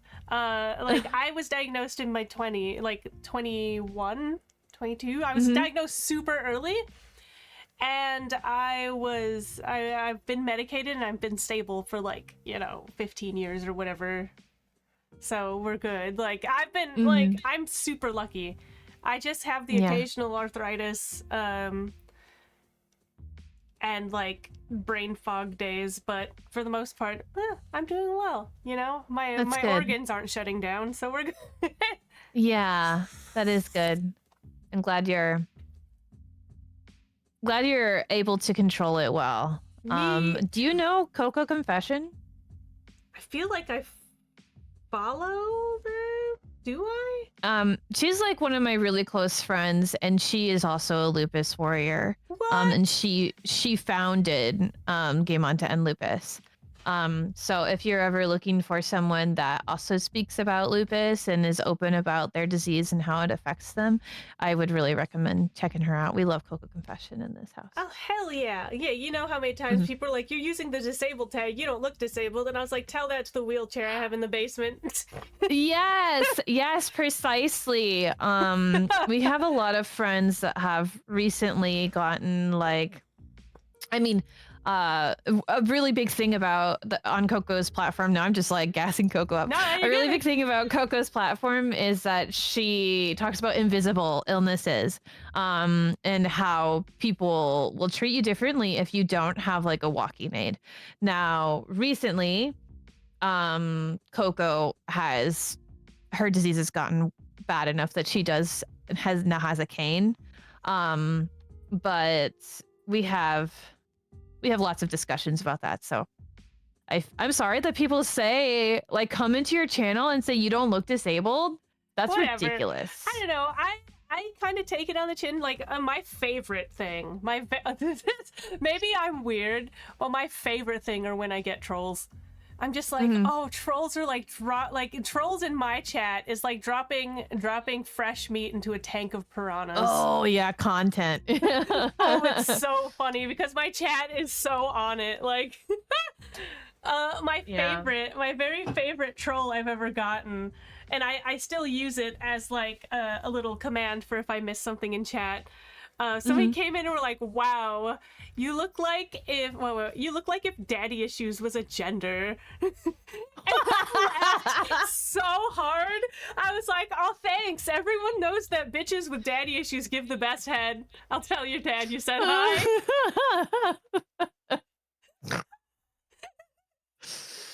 Oh, man, sometimes you just get clocked by the trolls. I don't like. I don't know what to tell you. To be fair, I have daddy and mommy issues, so like it's fine. Like whatever. Oh, it's so good. Or people who are like, your forehead's huge, and I'm like, nice house. Thank you.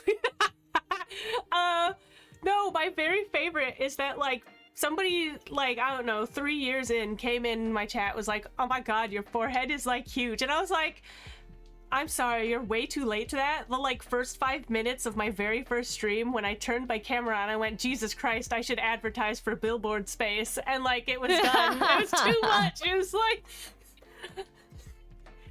I live for trolls. Like I think it is the funniest shit ever because they're never original except for gender daddy issues because that was good. Yeah. Yeah. Oh man. That's so interesting. I do think that your face like works well with itself. Like I didn't notice that anything about your forehead. It's not like a 5 head or a 7 head or whatever. No, it's definitely a 5 head. My whole palm fits on it. But you know, like it's so I mean, mine too, probably. Yeah, we got them forehead. Like I don't know. I just think it's funny. Like trolls are hilarious to me. But like I don't know. I used to play Call of Duty. You really can't hurt me. I do not have thick skin.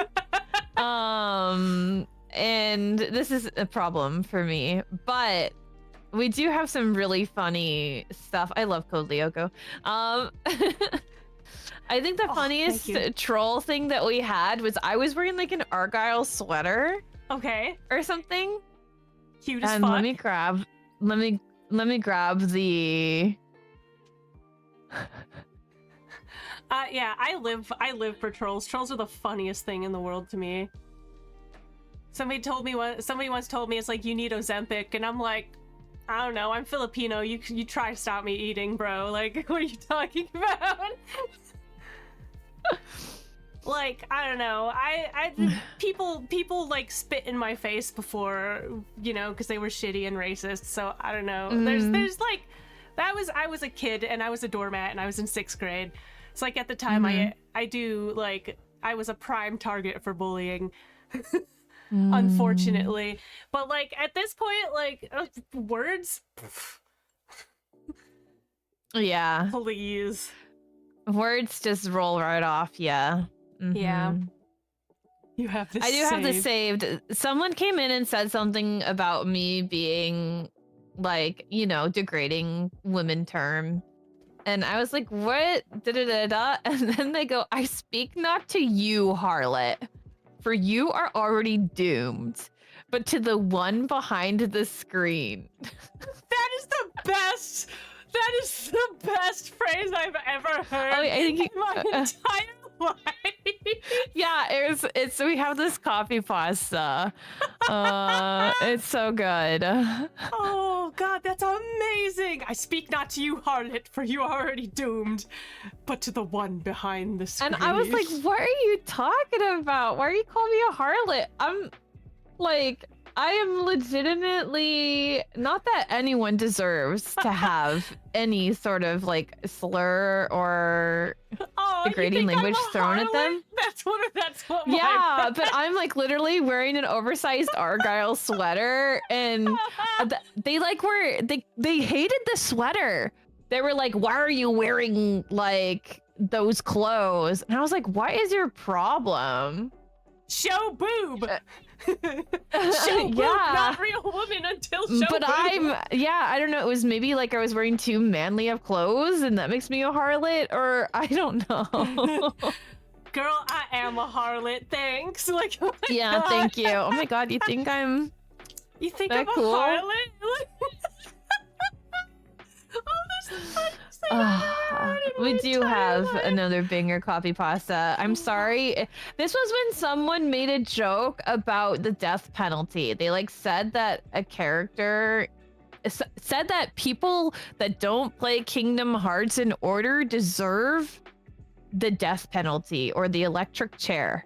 And I was like, dude, that's weird. Don't do that.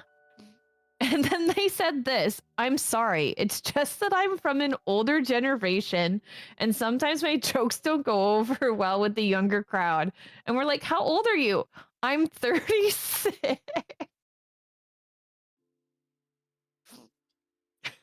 All you have to say is sorry. That was a bad joke. I apologize. That's all you need to say. I was trying to make a funny and it didn't land. That's literally all you need to say. You don't have to say, sorry, my jokes, like, they don't land with young people. It was so funny because it's like, bro, you're like not even 10 years older than me. Like, girl, oh my god. Oh, it was so funny. We had so many people in chat that are like, I'm 40, and that like joke didn't land with me. Oh my god, I'm sorry, but Harlot behind the screen is like my favorite. God. Harlot, you're doomed. The one behind the screen. God, that is like my favorite. Oh, that's so good. Yeah, See, the that's drama. the kind of shit I would love. Like, give me that shit. Like, Yeah. bring it here.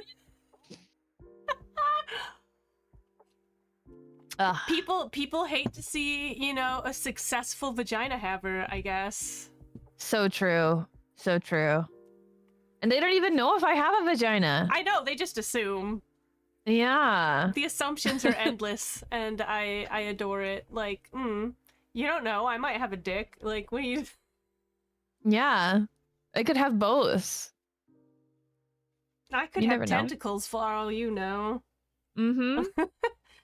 Oh my god. Oh, but I'm sure they can Yeah, always Larku. tell. Oh my god, Larku.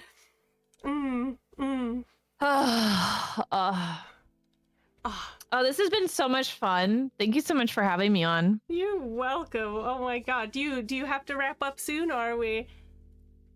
I don't have to wrap up soon. I just didn't want to take up too much of your time. It's been almost 2 hours, I think. Oh no, I'm good. I'll go. I usually go till just until the person needs to head out, really. But 3 generally tends to be it, unless, you know, like it's like 2:30 to 3 is usually how long people tend to last or go, unless it's they're a yapper like me.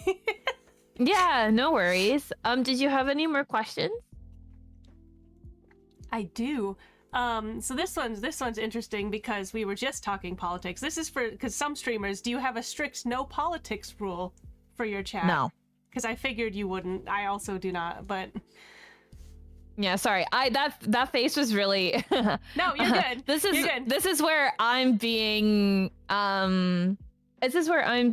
unfortunately the little pyramid at the top, where like I think that people shouldn't have that rule.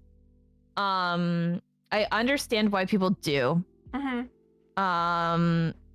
I get it. I get that, like, maybe some people's jobs, like, they are constantly talking politics and they don't want to go home and they don't want to talk more politics. They literally just don't want that to be every waking moment of their lives, right? Yes. And so I think that that is fair. I don't think that I would feel safe in a space that has that rule. Fair. So if I see that someone has a rule that says no politics in this chat, but doesn't have additional rules that say no hate, their values, yeah, like, I'm not gonna raid in. I won't be hanging out there because I don't know. Like, it really sucks to be a part of a community for a long time and then get blindsided by someone randomly saying like something sexist or racist or like anti-immigrant or anti-trans. Like, it just like, it really is like, man, I invested a year of my time into this community and I'm just not realizing that this streamer holds these views, and then all of these people that I thought were my, you know, online friends are agreeing with them. And it's really tough. So I really like to upfront make sure that someone has rules about queer rights, trans rights, women's rights, BIPOC rights, and makes those clear. No politics rule makes me actively uncomfortable. But I understand why people might do it. Right, because like I get it for example, like family friendly channels. where it's like we don't want to talk about things if we have actual children in chat. But yeah, like, that's fair. There's still like the yeah, I don't know. It's interesting because there's the fact of like, okay, who makes up your community if you're doing no politics? Like, are there trans people? Are there queer people? Are there all kinds of this people? Or are there just, you know, a certain type? But yeah, I don't know. Because obviously I'll talk politics, clearly. But, yeah, it's been interesting to see why or why not people will include or not include that rule. Yeah. I know a lot of people will have it because they don't feel comfortable. Like, they don't feel like they have enough knowledge to speak about it. That's the number one reason I hear I don't want to talk politics is because I don't feel informed enough to argue my points if it comes up. Yeah. Like, you don't have to argue your points. Like, that's sort of how I feel. Right. Like, and that's something that I would tell someone if they came up to me and they're like, I don't want to have politics because I, you know, don't know enough to argue my point and it's uncomfortable. And one, I wasn't comfortable with it when I first started streaming. Hi. And I've only gotten better with it with practice. And two, to Stratlug's point, like when you say no politics, you really are kind of just saying like stuff that is affecting people's lives is off limits, you know? I know some people say no politics and they genuinely mean politics, not human rights. Yes. Yeah. So there's also that line there. Yeah, like I know a lot of people who are like, yeah, no, trans people are people. That's not politics. That's just human. That's just people. Yeah. People love who they love. That's just people. That's not politics. Politicians have made it political, but it's not political. Yeah. I think it takes a lot of practice and a lot of comfort and being able to shut down conversations in your chat. Yes, that takes some practice. You have to be like, all right, we're stopping that. That's enough of this. We're not, you know, like this is just turning into disagreements for no reason other than somebody wants to be right or wrong. Yeah, or a circle jerk. That's worse actually sometimes. Yeah, sometimes like you bring an issue up and people will just go like, it's just like a whole bunch of people that it feels like are maybe patting themselves on the back for caring. Yes. And sometimes you gotta like put a stop. And I mean, oftentimes it starts with people frustrated. Yes. But then it's like people preaching to the choir over, you know. I get that a lot. Yeah. Because that's a really interesting thing where it's just like, what did I call it? I called it social grandstanding, I think is what I called it, where you're just like, there's this sense of holier than thou because you happen to believe in human rights, I guess. Like, I understand why that's off-putting, you know? Like, come on. Just believe in the human rights, do what you need to do, but don't, like, pretend it's some big achievement that you've managed to understand that people are people, you know what I mean? If that makes sense. I don't know if that makes sense. Politics are for the layperson. The bourgeoisie wants you to think you don't belong in politics. We can only achieve class consciousness by rising up and talking about it together.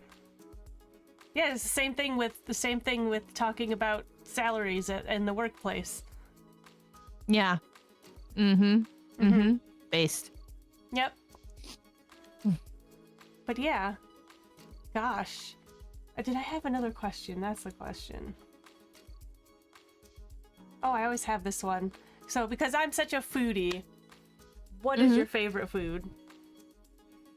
Ooh. So I used to really love, like, people used to ask me in this, like, elementary school, I used to always say chow mein. That was what I always got for my birthday. It's chow mein. Now as an adult, I think my favorite food is probably like a really good. Oh, it's Italian wedding soup. Oh, I love Italian wedding. Oh my god, that stuff is so good.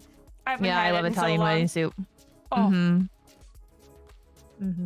Oh my god, yes. Sorry, I just thought of like the little pastas and the meatballs and the. Oh my god, I love little pastas.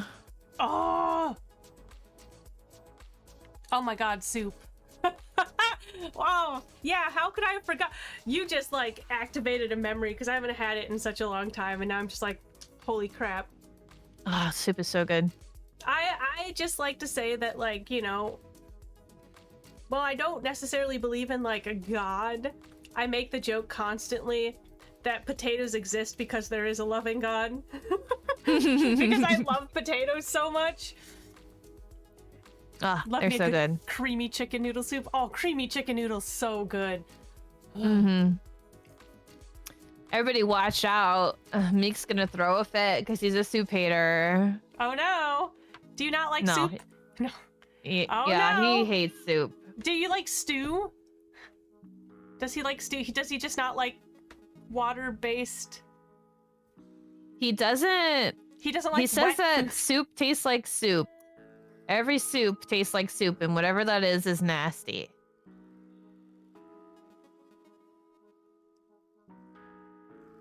I think it has to do with being a savory liquid. Maybe. Does he like sweets? Do you like sweets?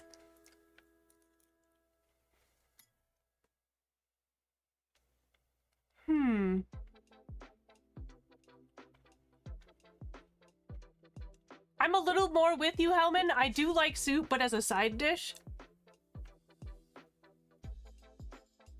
Okay, that's fair. Because I like gravy and soup. Interesting. Do you have any, like, no foods because of texture or flavor? Me? No, but I do have limitations because of my chronic illness. Oh. But Tristan has a lot of texture, flavor limitations. Yeah, my bestie is like, oh, they were like, beans, no. Beans are the worst. I mean, I don't really like... Okay, I don't like wet bread. Oh, wet bread. Yeah. Bread's not supposed to be wet. Some people like wet bread. Wet bread. Yeah, like putting sauces on sandwiches. No. Yeah. No wet bread. Croutons and soup? That's not the same I don't thing, really... though. I eat croutons on the side. I was gonna say, croutons are crunchy, though. Bread is soft. Well, bread can be a little crunchy, but you know, wet bread like a soggy biscuit. Do not like a soggy biscuit. Like, I don't get biscuits at restaurants with the, like, if they come with gravy or anything. Yeah. You have to get them, like, with the gravy on the side. And then you can, like, dip a little bit of it in so you get the flavor, but then you eat it, and yeah, anyways. Processed food. Also, Hellman, I can't help but think of mayo every time I see your screen name. Oh, I love wild rice soup, though. Oh my goodness. Me too. Well, here's one. Do you have any questions for me? So... Oh, sorry, Mochi. Hi. I do have a question. Can you give me, like, a couple sentence pitch of the story that you've been working on? Yes.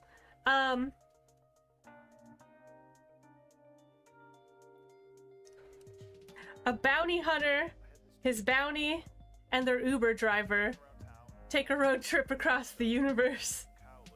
Oh, wait, that sounds so fun! Is it like a comedy? It's like it'll be like a comedy / romance. Oh, I love a rom-com. Yeah, and it's and they all end up together. It's a throuple. They're a throuple. Ooh, So, a true why choose. exactly. Why would you choose? It's great. Oh, that sounds like a lot of fun. I mean, I don't read too much sci-fi, and I've only read a tiny bit of Hitchhiker's Guide to the Galaxy, but I'm just like envisioning just like silly, goofy, lots of dialogue, lots of internal monologue kind of vibes. There's so there's my first thought was making the POV character, her name is Rhea, and she is trying to pay off her student loans and her ship, because she works for Flight, which is FLYTE, which is like the extension of Lyft, but in the future. And she's just taking on whatever job she can to pay for repairs to her ship and finish paying off her loan so she can go to her little sister's graduation,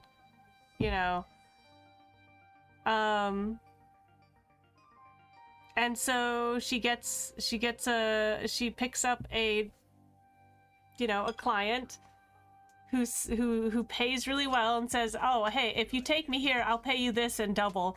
It's like, okay. And then he comes back with an unconscious man. And shenanigans ensue. Oh, that's so fun. So, yeah. Oh. Alright, I'm gonna need you to get on this. Yeah, and like one of my favorite things was coming up. Have you ever been to Cracker Barrel? I have been to Cracker Barrel. Well, I came up with Crater Barrel, which is which is basically just Cracker Barrel in space. There's like Terra Foods was one of them. There's a company that hasn't changed and is still the same company, and it's Pornhub. All the stuff like that. Like, it's just like, oh yeah, what if in space? Yeah, I think that's really fun. Oh my gosh. I really loved Cowboy Bebop's world, so it was kind of vibey on that because I loved how silly that was. Yeah. Good old... Hi, Dragon, by the way. Oh, hello, Dragon. So yeah, that's my non-fanfic that I'm working on. That's my original work. I love that. I have Are you working on fanfic? I am also working on some fanfic. Yeah, it's a Skyrim fanfic. Oh. I don't know a lot about Skyrim, but what's the premise? So you know how the hero of the Skyrim games is the Dragonborn. Well, there's issues going on with vampires, which is part of the game. And this hedge mage is sent off to find the Dragonborn to bring him back to take care of these issues. And she and her companions are just always one step behind. So it's just a wild goose chase in the form of a fanfic. Oh, that's fun. Because I love U-turn stories. I love stories where it's like you get all the way there and you're like, no, it was already back there. Oh. Wow, what an interesting what a niche story element for you to love. Can you give me some other examples of things that have this?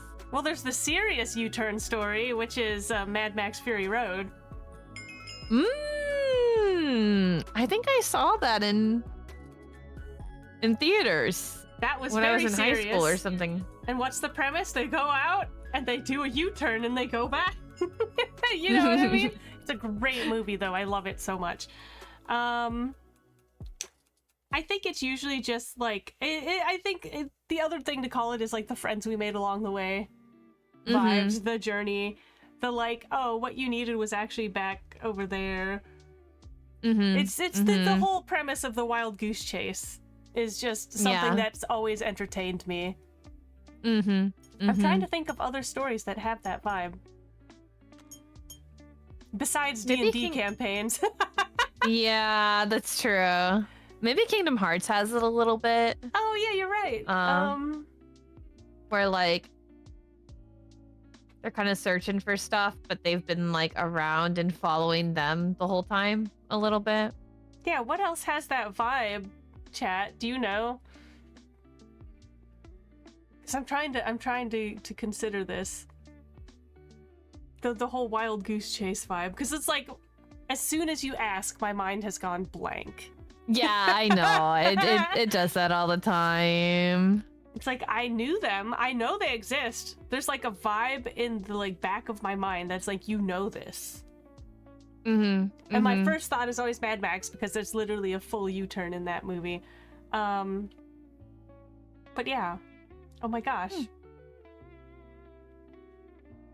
There was a real story of the woman who joined her own search party. Yeah, stuff like that. I love stuff like that. Like, you know, and I also love British comedy. I love that absurdist style humor where it's like just really, really ridiculous. And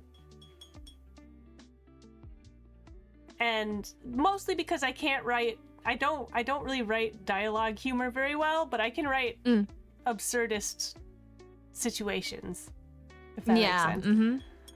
Okay, so this is I had a shower thought the other day, and this is writing related, but I've always been a bit terrible at dialogue.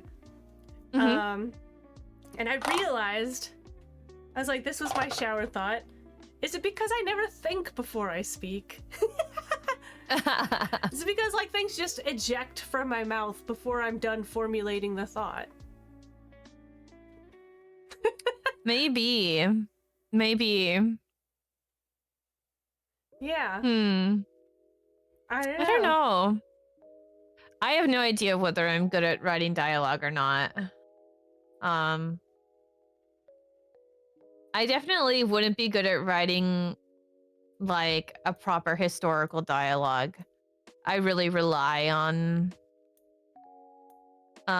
there being a little bit of that modernness to it. Oh right, so like writing something in a full like we're fully committing to the fantasy bit kind of vibe. Yeah, I couldn't do that.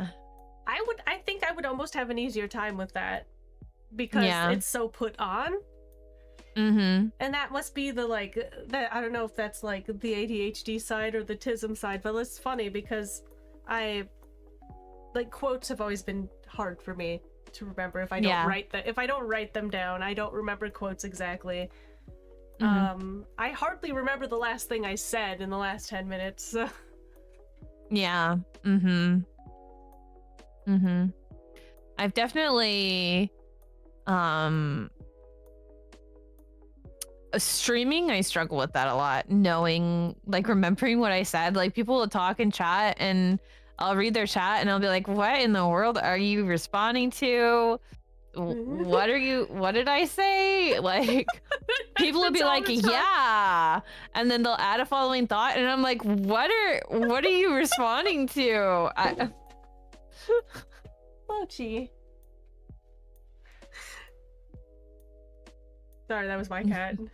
Oh my gosh. Yeah, no, I've had that so often where you're like, what was that about? Like, yeah, what did I say? Oh no. Oh my gosh, yeah. Oh. So my current obsession right now as far as reading is probably T. Kingfisher books. I've heard really good things. I adore her. I've never read any. I hope when you get around to her, because I'm never a person saying you should do this. It's like when you do, if you have an interest, I think you'll find her really enjoyable. She's weird parentheses affectionate. Yeah. I started diving into Robin Hobb a little bit recently. Yeah. I don't know that I'll continue past the initial trilogy. Don't know that Robin Hobb is for me, but I can understand why people love Robin Hobb. I get you. I get you. Your L-core is showing. You're right. I listen, sometimes I have to be full L-core, okay? Gosh. I don't know if you've played Mass Effect, but... Sorry, have you... What? Have you played Mass Effect? I played, 1 and most of 2. Okay, yeah. That's the L-core. But yes, sorry, you were... Oh, I started with the Assassin's Apprentice. Why do I Have feel you like I have read a any of copy? the Robin Hobb books? I haven't, but I think I have a TBR, because I put, like, I'll constantly go to half price books and buy like the off the dollar clearance. Mm-hmm. I'll buy like first books of that and be like, okay, I want this, I want whatever, blah blah blah. So yeah, I know I have one. Cause I give an author a 1-book trial usually. Because generally I can tell after the first book whether or not I'll like the further, like, continued ones. Mm-hmm. I do like that there's a big question that needs to be answered. Yes.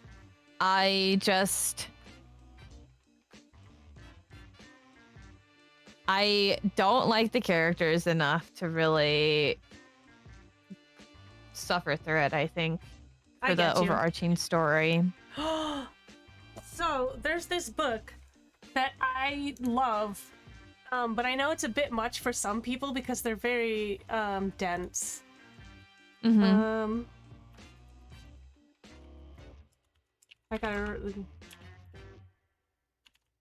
I need to remember who the author is. Juliet E. McKenna wrote this book called The Thief's Gamble. And I remember reading it and loving it because it's one of those books where the main character is a coward, and I love her for it. It's one of those, she gets in over her head, and I love her for it. But it also does this thing at the beginning of each chapter where there's like excerpts from other like history books and stuff from the world. And I really liked that because not a lot of fantasy authors tried to do that and don't really do it very well, but I thought that they did a really good job with it. So so the definition of weird, affectionate, what it means, somewhat self-explanatory, but she's a weirdo, you know, like she is neurodivergent like us probably. And it shows in her writing. She's unapologetic about what she likes, and she puts it in her books. That's how I'll put T. Kingfisher. So yeah. I also need to read Gideon the Ninth. Yeah. Because I have that one. I haven't read it either. My housemate is obsessed. Like, it is their favorite book, hands down. Like, it is just their favorite. They love it so much. Yeah, I'm unfortunately, you know, one of the Brandon Sanderson enjoyers. Unfortunately. Yeah, so many people, I don't know, like people like, because he's popular, you know, like, oh, of course you like Brandon Sanderson. He's a decent writer. Of course he's your favorite author, you know? I really enjoy the worlds that he builds, and I really like how he approaches character development. And I like that I can trust that if there's a question that has been posed in the book, it will be answered. See, that's what I'm liking about his writing too, is I'm like, all right, he's posed something here, and I'm fairly confident that he's building up to answering this question. Yeah. You know? And like, it's if something doesn't make sense, it's because it's not supposed to make sense. Like, the trust in the author is really important to me. And I unfortunately have read way too many fantasy romance books in which I have been significantly let down. Oh my god, where don't talk to me I'm like, about... oh, this doesn't make sense. And I'm like, oh wow, it'd be so cool if there's like a big reveal around it. And it's like, no, it's just a plot hole.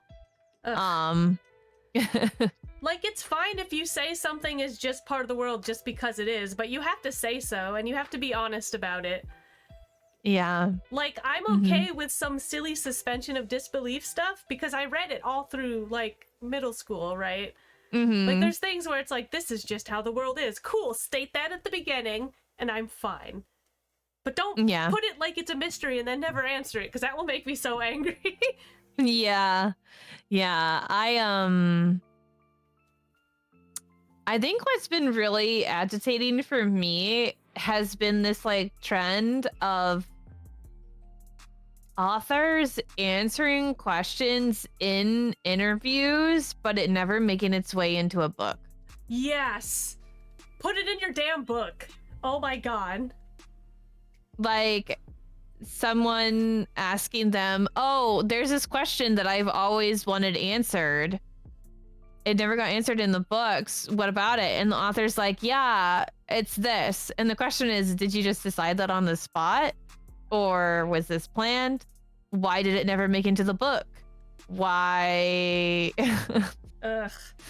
And then people are like, yeah, it's this. How did you not know this? They said it in an interview. And it's like, oh my God. Since when are we going to be doing this thing where we have to watch every single interview of the author to get important information regarding the series? That's just a little bit of weak writing right there. You know, it's probably should have been caught by an editor. Come on. Yeah. It is a pet peeve of mine too. And like, I was delighted when we got some romantasy coming out, you know, in the mainstream, but now I feel like we've been flooded in a way that is, like, it's harder to sift through what I actually want to read. But I mean, that's normal for any genre. Yeah. But it's still like, okay, cool. Can I read something that isn't just Twilight with elves or something now? Yes, it's hard for me to articulate. I think I need to like sit down and like really force my way through a few of the books that I've really been let down by to really pinpoint why it is that I feel repeatedly let down by like a few years ago, I was squinting my eyes at the people that were like, I don't trust TikTok recommendations anymore. Because I'm like, no, there's lots of good books that they're recommending. But now, like every time that someone's like, I read this book and it was so freaking good, it's the latest release from some author, I'm like, I've like stopped looking at them anymore because too many times. Okay, I have a question. Did you read Clarissa Broadbent's Serpent of Wings and Night? No, I did not. Okay, it was like the hot biz. Okay. Like the hot biz. And I didn't get it. I didn't get the hype. It did not hit for me. And I really didn't like how the first book ended off. It was a tough read for me, and people really liked it. And people also recommend her Daughter of the No Worlds series, which is her previous series. Sorry, hot biz. No, my chat is constantly trying to bring back the piss king. What's wrong with you, chat? This is not the time. The piss kink. Wait, tell me. Wait, what's the information on this? I like. Okay, so I have a Good. water. It's better to drink water than energy drinks. It's better to drink water than energy drinks. I have a hydrate command at one point. They redeemed like 20 in a row, so I had to chug my water bottle. And I'm just like, Jesus Christ, I have to pee. And then they would go on for about pee, and I'm like, you know what? I feel like you all have a piss kink. And I feel like they all have a piss kink. All of them. None of them They've got don't it. have the piss kink. Get in jail. Sorry for those of you who are here for lids, but you have to be in jail with these people.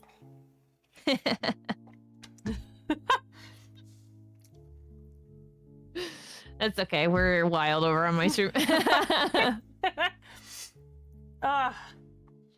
Clean up when you're done. Oh my god, Oh, wait. I see the... Sorry? Oh, you saw the jail thing. Yeah. Okay, speaking of disappointing books. You just brought to mind one of my most disappointing book moments. Do you know when the first book is like utterly incredible, the author had somewhere they were going with it, and then the second book they listened to people on they listened to too many comments and changed too much and fucked it up? Oh, what's an example? So it's this specific book, assistant to the villain. No! The first book 1, wonderful, incredible, utterly phenomenal. Book 2, I thought it was hot garbage. Hot garbage. It was so bad. It was like, wow, okay, cool. They've turned male main character into like a yes man with no personality because he can't stop I did feel like something was like, so I'm not done with the second book. I started reading it. It still has some of the things that I really liked about the first book, which is like some charming dialogue and definitely some really, really charming internal monologue and some like really goofy, like slapstick humor. Like it has some really good situational humor. Yes. But I did feel like something was missing. Yeah, the male main character has no personality anymore. He's just a fucking gooner now. Yeah, I guess the fact that like it was revealed that he actually had good in his heart means that he's no longer allowed to be a hard ass anymore. I don't know, because like he had some fun bits to him. The pining was so good, and they've just kind of, I don't know, they've turned him into like a yes man in a way that was really disappointing to me. I don't know. It seemed very out of character for me. Speaking of out of character. Oh, what do you have to rant about? I need to know. I will only ever read the first 3 books of A Court of Thorns and Roses. Oh no, is the last one bad? No, it's not that the last one's bad. It's just that like the 4th one is like a Christmas special. Okay, I understand. And like the 4th one like completely shifts like the love interest's personality. Or like you see the love interest personality through a different lens, which like I get it. But also that lens is also frustratingly disingenuous and really, so it's like I don't want to read the next book about this character that I don't like who hates the characters that I like from the other 3 books. I just don't want it. And I know a lot of people found a lot of like comfort and like they felt seen by that book. Right. But it's not for you. It's not for me. Don't worry, this is a judgment-free zone. Like you're allowed to be disappointed and frustrated because you didn't like something. I know it's nothing against anyone who did like them. You're good. That's our disclaimer. Just because we are exasperated with something doesn't mean that you liking it is wrong. It just means we didn't like it and it wasn't for us. Yeah, we are. My reason for not wanting to read the 5th book is very personal. It is, I had a mean older sister. Oh no! And I don't want to read the book about the mean older sister. Yeah. I don't want to read the book about the mean older sister and how woe is her. It's so sad. She just was lashing out in a way that wasn't great. I get it. I understand. I don't want to read it. Yep. I don't fucking care. You're like, I don't want to. It's not mine. It's not for me. We're fine. Not for me. I understand. And I mean, obviously, that is a very unkind way of describing the book, because, you know, again, people felt very, you know. Yeah, I get it. But I mean, like, you're allowed to have. Okay, like, this is judgment free if you like the thing that we are currently disliking, because we need to have a moment of being a little bit judgmental to release the stress of having spent hours of our life reading a thing that was ultimately completely unsatisfying to us. Yeah. Judgment-free hating. Yes, judgment-free hating. Thank you, Hi There. You have always been very good at being succinct about these things. That is a hot take. Any series beyond 3 books is just money grabbing. I mean, that's this is a hot take that Hungriest Clun said that they saw the other day, and that is a hot take. I disagree with this hot take. It depends on the series. Some of them, yes, others, no. Because I know some people will, like, their first book will be like 800 pages and this thick, and it's like, well, you could just divide it up into a couple books. There's probably one.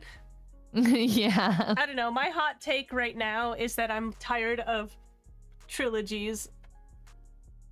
That's my hot take. My hot take is I'm tired of series. I just want a one book contained. There's an author who's writing right now. I forget what their name is. They wrote like The Enchanted Greenhouse and like the other, like the cozy fantasy-esque stuff. The spellbook one? Yeah. Spell Shop? Spell Shop. I haven't read any, but I bought one and I've heard it's great.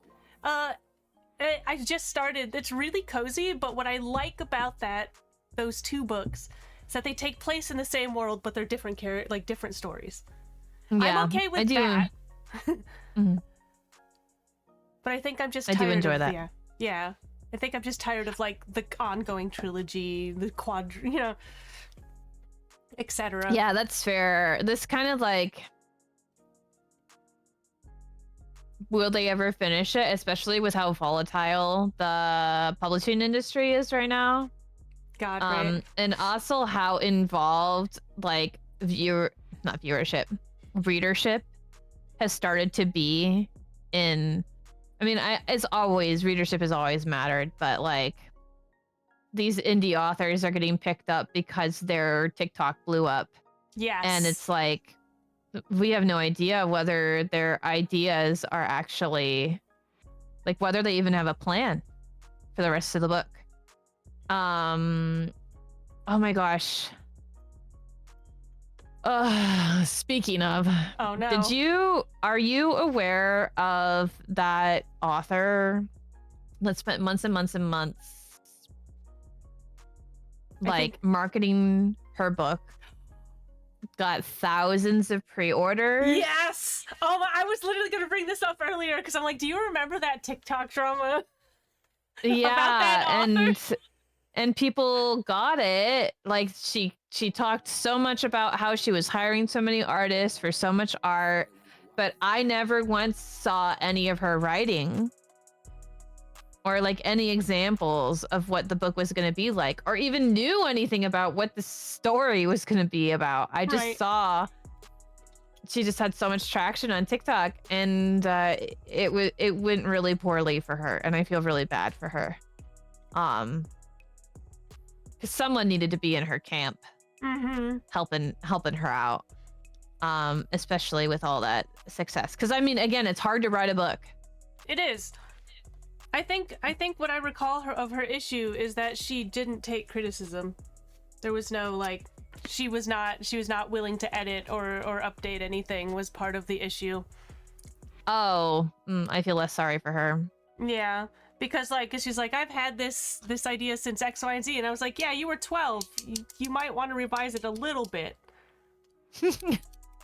Like, yeah. I do feel bad. I feel bad for her because yeah, obviously she put work in, but like, she got a lot of money. Yeah. And that's gotta help. I'd hope so. Yeah. Yeah, I do feel like a lot of people criticized the style in which it was written. Like, it was very much not like most of the fantasy romance books that are being put out right now. Right. It was like a storybook, very like bird's eye view kind of writing style. Right. Yeah. I don't know. I tend to, these days, I tend to shy away pretty hard from a lot of first-person books, unless I know the author or, like, am familiar with the work, you know, that kind of thing. Mm-hmm. Because much of the time these days, I've found that first-person tends to be a little lacking as far as, like, being challenging. You know what I mean? Yeah. Yeah. Mm-hmm. Yeah. Sometimes I'll pick up like a Kindle Unlimited, like quick read, Monster Fucker Romance or something. Oh my god, and yeah. just yeah, and just like, you know, peel it out in a day. But that's not going to be the meat and potatoes for me. It's like a little dessert. Did you read Monsters Under My Bed? Did you read the Boogeyman one? Oh my god. I don't remember why I picked it up, but I was very entertained. Yeah, I will say one thing that I really like about the first person books is like the main character oftentimes has so much more personality. Yeah. Like, I get so bored sometimes with fantasy romance third person books because the main character just, I'm not gonna say they are a Mary Sue, but like maybe it's not that the main character has more personality. Maybe the voice of the author feels like non-existent. It like feels kind of like stripped of all personality and is just kind of like, this happened and this happened and this happened and this happened. Yeah, I get you. And that really bothers me. Whereas like the first person ones, you've got like a little bit of sass. You've got some like humorous content that really like hits for me. But I will say, if you're looking for a stand-alone, I say you're pissing dessert too darn loud, that boy. also It's late at like night and you're feels pissing right in the center of the bowl, like you're reading you're frying chicken in there. something a little bit meatier. Okay. I really do like Karis Michaels. Cool. That sounds good. She just has, I'll just like pause when I'm reading her works and I'm like, wow, that was really beautifully written. Wow. Like the way that she describes people and her characters are so dynamic. And they're all in one book and they're very desserty. They're like a happily ever after romance. Oh, I love those. But they're just like beautifully written. Like the prose is nice. It has lots of humor in it and it's delivered in a way that I gobble these bad boys up. Oh, absolutely. And I feel like I've read something good. Like, yes, they deliver on so many different facets and it doesn't feel like I'm recycling the same relationship over and over again. I am not against first person. It's just I am much more critical of it, if that makes sense. I will say this isn't first person. Oh yeah. Because I do like plenty of first person. Even like T. Kingfisher writes in first person fairly often. Yeah. And her like there's a lot of character in them. Hold on, let me find. I must go grab my book real quick. Oh dear, I'm stuck. Yeah, we're fine. This is fine. Okay, where is it? These are good. I don't need all of them, but let me grab those real quick. And then...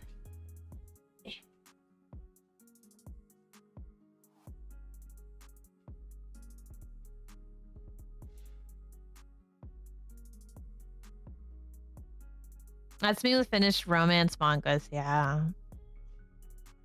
My shit's a lot tighter than a brown Fort Knox.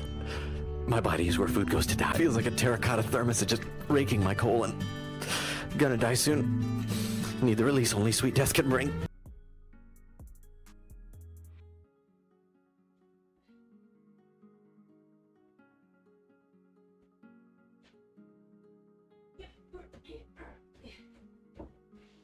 Okay, I found it.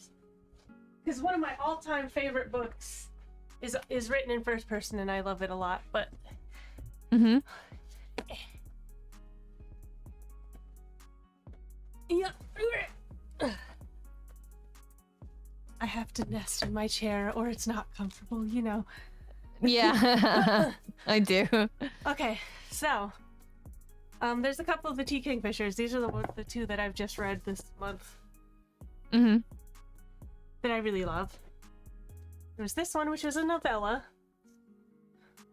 Oh. It was so fun. It was very Pratchett-esque, which I adored. Mm-hmm. And it was just very, very charming. Mm-hmm. I'll probably read it again this year because it's very short. Yeah. But it was so fun. And then I read this one. Defensive baking. And Siege sorcery sourdough. I cried. Like, there was a bit in it that made me cry. It was so touching and so sweet. And it's very coming of age. And the main character is just so cute. I love her so much. I was thinking of playing her in a D&D campaign. I loved her so much. Oh, that would be fun. But one of my all-time favorite books that just makes my brain, it like rewires portions of my brain, is this series. Oh, I do love myself some angels. And it just completely rewires my brain every time I read it. Yeah. Oh, that's fun. And you know, I do love a main male character written by a woman, so I love him. I love this book. The magic is so strangely esoteric and fun. Yeah. And I like anything. Kate Griffith. Griffin. Griffin.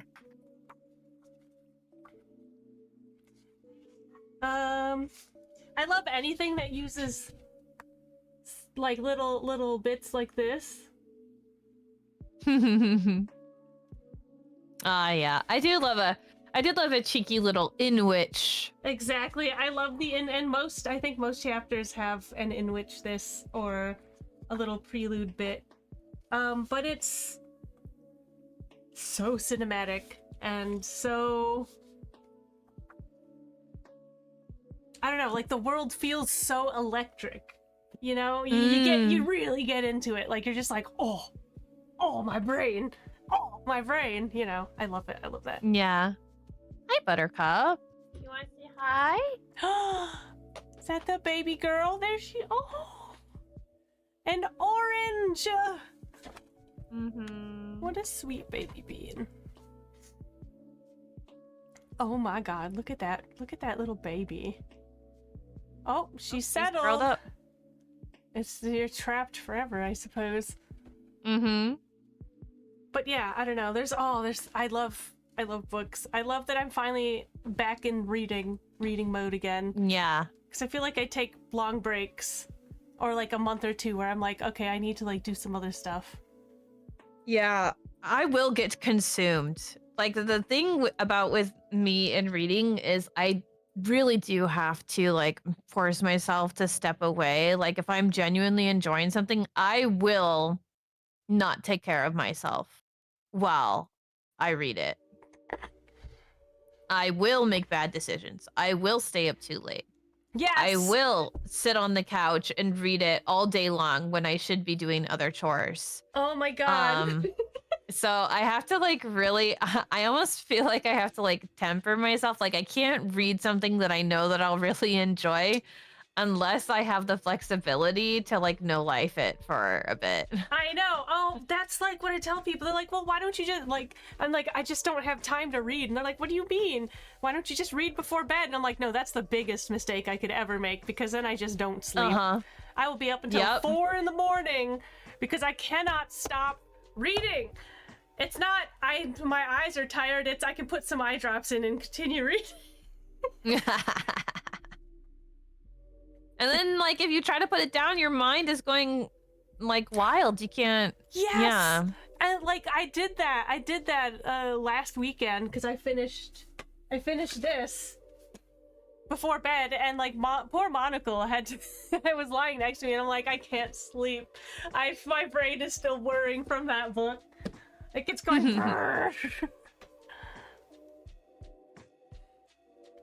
Oh, hell yeah. New office backdrop. That's exciting. Unfortunately, I can definitely feel myself fading. I was gonna say, a little... I think we're both starting to fade a little. So it's probably a good point at which I did write down several of the authors that you recommended because I need to check them out. I'm always looking for a fun romance novel writer because I love me some romance novels. But yeah, other than that, I mean, thank you for coming on. This has been wonderful chats. Yes, thank you so much for inviting me. I'm glad we were finally able to make it happen. I know we've kind of missed each other a couple of times. Real life comes first. Yeah. Thank you, chat, for having me. I hope you enjoyed our yaps. And folks from my community, be sure to drop Elfie a follow if you haven't already. Do you have anything fun coming up soon, Elf, that you can share with folks? Let's see. On Tuesday, which is my normal RPG day, we're continuing our playthrough of Dragon Age Origins, and we'll be doing that Wednesday as well. Actually, Dragon Age. Yeah, I love Origins. Origins is my favorite. I can go on forever. That is like one of my special interests. Specifically, Origins is like canon for me, and the rest of the games are fun fantasy games, but they're not Dragon Age. They're Dragon Age fan fiction. Oh, I mean, that's fair. I love them. I love them, but I feel like the tightest world building and the most consistent writing was in Origins. That makes sense. I haven't played any of the Dragon Age games, but I've heard wonderful things about them. The characters are always a delight. It's easy to fall in love with all the characters. Yeah, I love that. Bye, Buttercup. But I'm gonna be doing a little comedy thing tomorrow at 1 p.m. Central. Yeah, on my channel. It's gonna be short, like an hour. Sweet. It's a little incentive that I did. It's not going to be great, but if you want to come support someone and throw some lols in the chat every once in a while when I say a horrible dad joke, please come on by. Absolutely. You guys make sure to follow Little Button on Twitch. We'll do. How do we do that? Like this. There it is. Like this, like this. No, come on, do the shout out.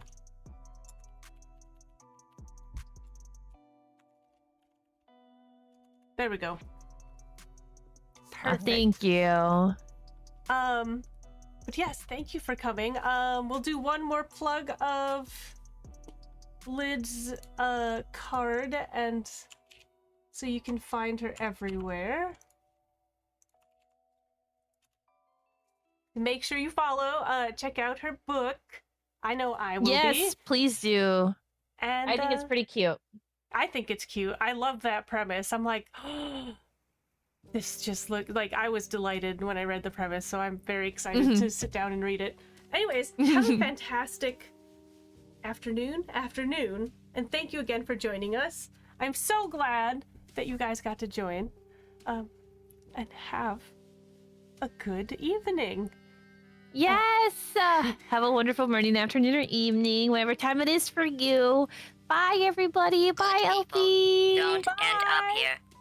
Bye. Oh, we'll say happy. Yeah, that was phenomenal. I had so much fun. I hope you guys did too. Thank you for the follow, by the way. Mr. McFeely. Do you... Why does that sound familiar? Thank you again for coming by. I hope you had a phenomenal time. Lids is just a phenomenal interviewee, to be honest. She's a great conversationalist. I was gonna say, is that the mailman in Mr. Rogers' Neighborhood? Because I was literally thinking that, but I'm like, I clearly didn't get that right. I must have gotten it wrong. Well, thank you for joining us. Thank you for joining our neighborhood. There's days where I'll also be using my VTube model, so just be aware of that, because I will also occasionally do that.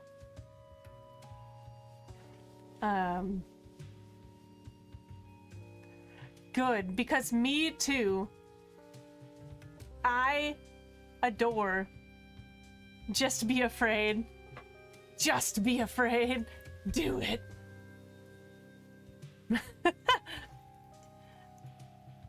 I had a great time. That was so fun. Hold on, we're gonna put a... Can I... what is the command? It is mark? No, marker. Yeah.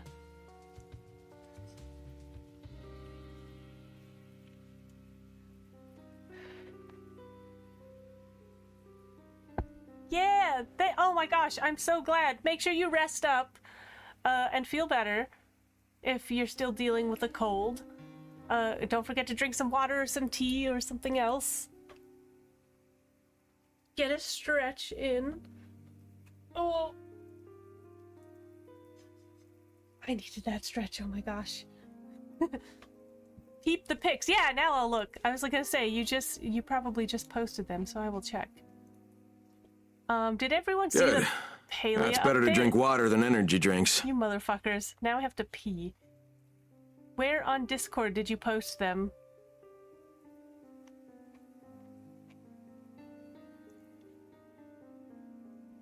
Oh, you gave them to a DM. Okay.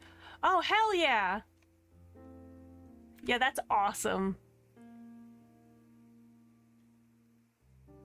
Yes, please. I love that. That's incredible.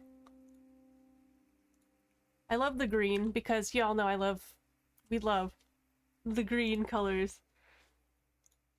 Give me the colors. Okay, I will be right back. I have to pee. But I'll just I'll put this on again so you can see the trailer. Gotta put your mouth duck face. Good food. Good food.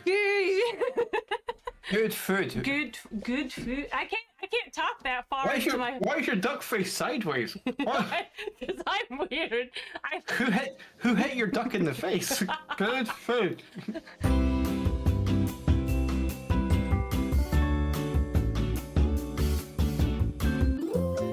How did I get into streaming? That's a good question. Ooh, I like pie charts and a graph. Let me explain to you what really happened with the Goths. School was an absolute nightmare for me. It was horrible. Tragedy struck and I lost my hot dog. These are skulls. I'm a completionist. I've never been able to get past the second episode of The Walking Dead. Lord of the Rings Online. Walking out of a hall to a bunch of nerds shouting, "Who wants a photo with the King of the North?" Nerdy shit is cringe. Does your house have a fireplace? She had asked. It does. Do you use it? Yes, I cook on it all the time. You know, I think that's extremely natural dialogue. I don't know what you're talking about. www. Oh, you son of a bitch. I literally have to jump on just to react. I'm suffering. I'm going to fucking kill you. Where are the RGB cock cages? De-sweat myself as quickly and vigorously as possible. I'm probably gonna have my sneeze kink right now. Fucking piss kink enthusiast. Every time. Being too horny, there's no probably. therapy for that. I mean, Fungus dick. Poundland. Thump you in the asshole repeatedly. The old dick twist. Your like own mimic. clone? I would fuck myself. Why not? Hold things up and have it auto blur. Alexa, what is sounding?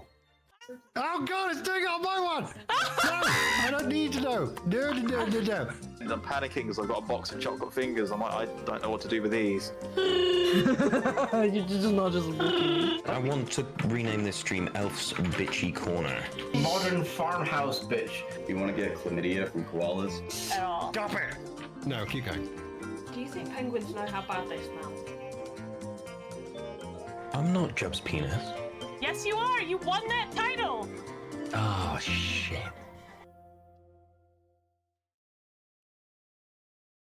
Rubbies your bulgy. Your bulgy. Go so big. Oh. Go so big. Haha, I'm back. It's me, I'm back. Did you miss me? I hope you did, or something. I almost forgot. The other book that I was like thinking about as far as fantasy I really liked was this one. Good. Yeah, it's better to drink water than energy drinks. Would you stop filling my bladder? Yeah, this was so... It was good.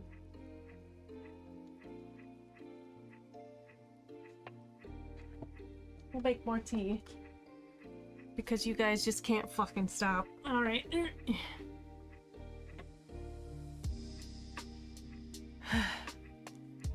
It's really good. It has one of the most... It has one of the most, like, visceral... Good. Yeah, it's better to drink water than energy drinks. Thank you for that daily check-in. It has one of the most visceral, like, how it feels to be a young girl being pursued against your will. And she gets away, Good. obviously, but like it's so Yeah, it's good. better to drink water than energy drinks. My tea isn't filled yet, you bastards. I'm gonna kill you. Grab his dick and twist it! Oh my god, dude, this is an MMA fight, dude! Twist that dick! Twist his dick! Good. Yeah, it's better to drink water than energy drinks. Oh, dick twist!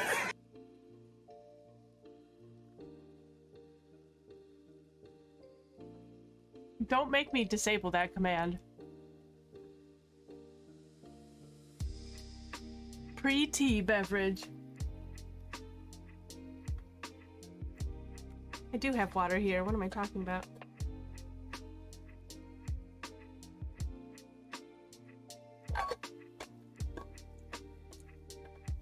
Oh, not button.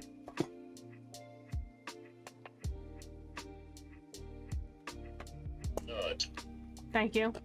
Thank you. Thank you for the nut button. You know, wonderful. I finally got into Terraria, and I'm really liking it. It is upsetting.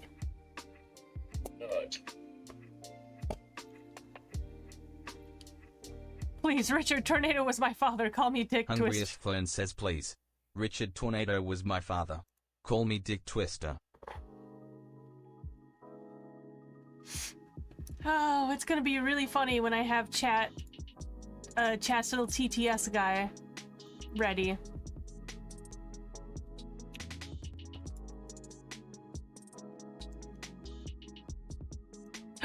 Wait, if were you guys here yesterday? Who was not here yesterday? I'll show you what I was working on, because I'm working on some scene transitions.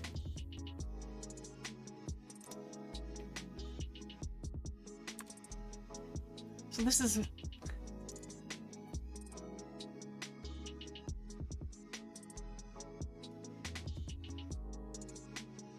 This is what we're working on for our scene transition right now.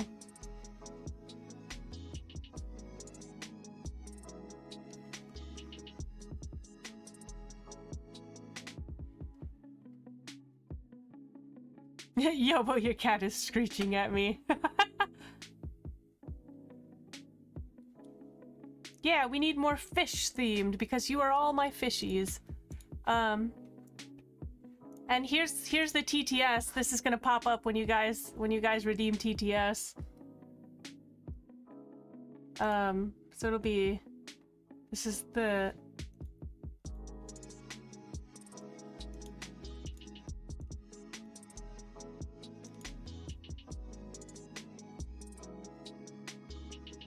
this is the version where it's silent and then when it's talking it will be up.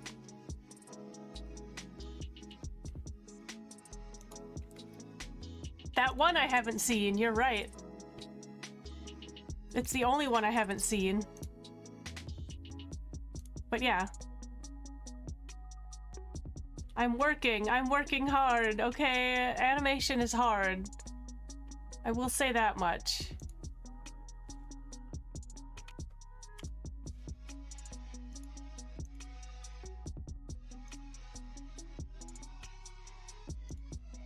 Animation difficult.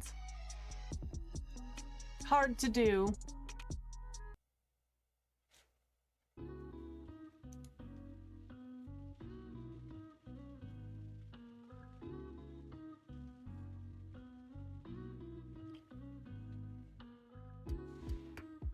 I love your wall lawn, by the way. It looks epic. I need more lawn. I need beverages. I need beverages or I will die. And or I will die. Hello, Trebushes. I love you, Trebushes. Look, it's a representation of you guys. Good. The fishies. It's better to drink water than energy drinks. Good. It's better to drink water than energy drinks. I'm going to kill you all. You will perish. Perish, perhaps.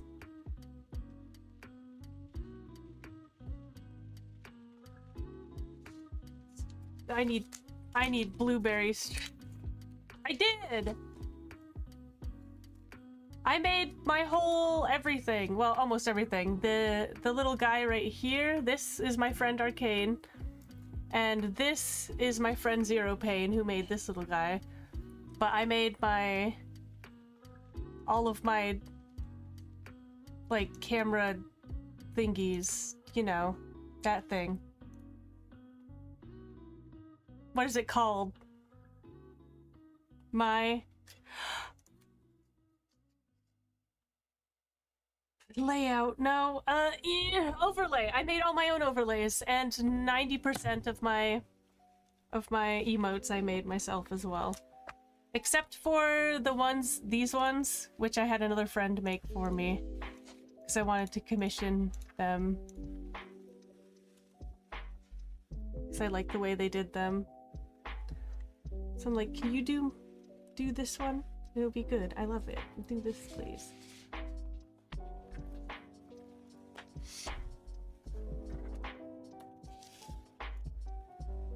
Oh! How was that? My cat moved my whole trash can.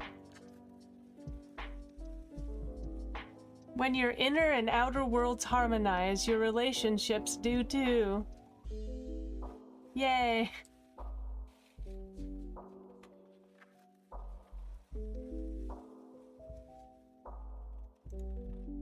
Oh yeah, let's see, hold on. I think it's...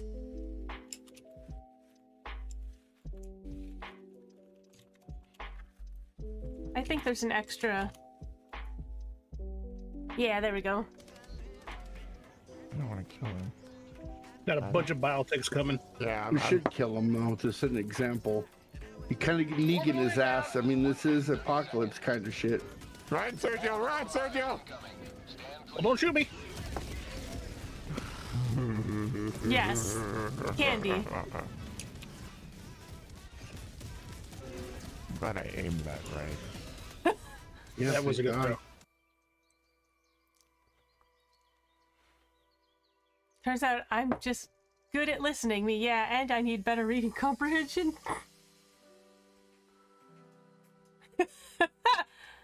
Oh, that's so funny. Phenomenal. Wonderful even. Hard though.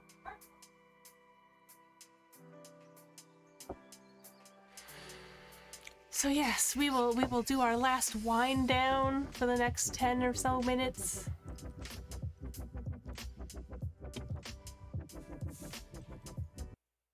But my other half is obviously Hobbit. Wind down. Ooh. I like the way you think.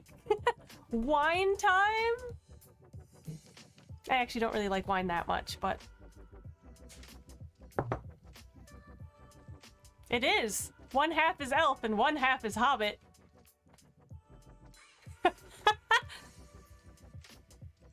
Oh yeah, red wine, instant headache. I like, I'm a terrible soccer mom. Are you more of a vodka gin person or like vodka, gin, whiskey? None? All? Neither? Soju? I can't booze anymore. I feel ya. I usually have one. I have one cocktail these days. Oh, tequila. Oh, I love vodka, but tequila just completely messes me up.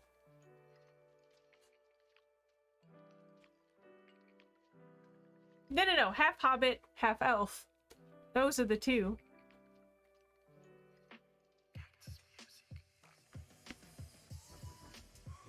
Gotcha. Come on. Hi, Mochi. You gonna sit? Come on.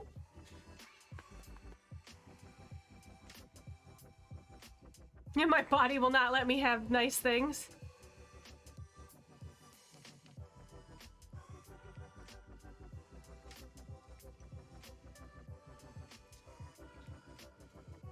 Hi.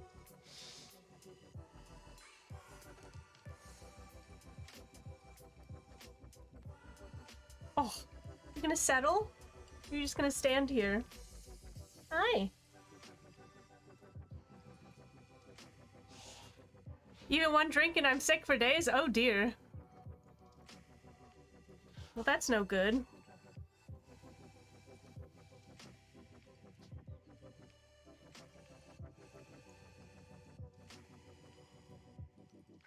Ah, well.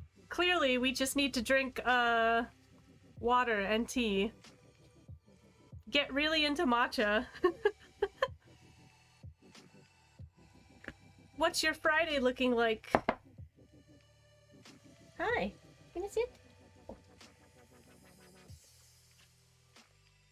Hi, Mama. Hi.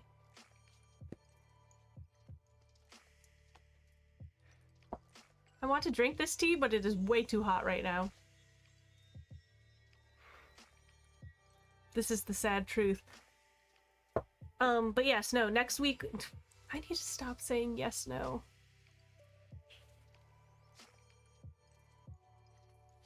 I really need to stop that. Ugh.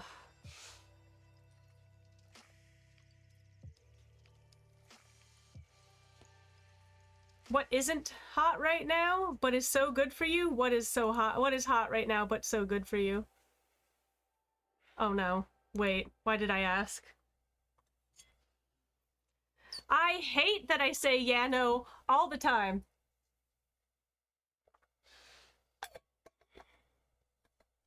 I really do. I need to try to make an effort to stop it, but that would also mean I would need to be more mindful of the things I say before I say them. I would like to get out of the habit of saying yeah, no, because I say it too much. Hi.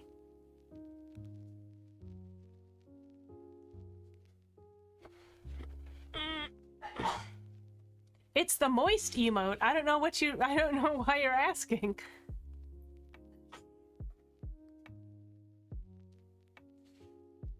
Self-awareness is such a double-edged sword. I know! The double-edged sword of self-awareness is painful. Oh no.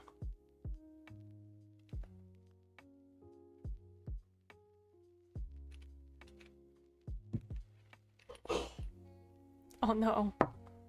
Science is gonna sneeze themselves into a migraine. I hope not. Oh my god, what is that? The kitty one! Oh, that's so cute!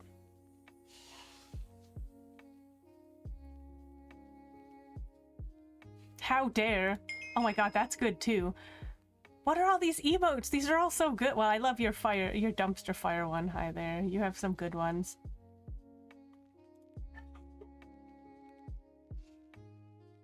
This is my best emote, I think, of the ones that I have. This is 100% the best one.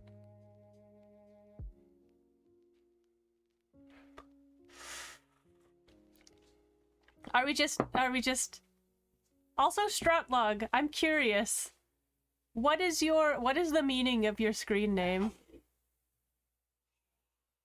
Is it Trotlog? Is it Strottle-og? Is it Stro-tlog?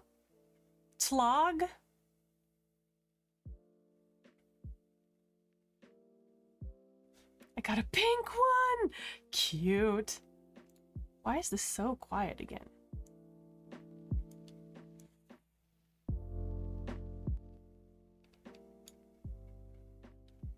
Strut. Oh, it's just cool. Okay, gotcha. I love finding the reasons behind people's screen names. Like Snake, I have always been curious about yours. I missed the best emote on Twitch. What's the best emote on Twitch?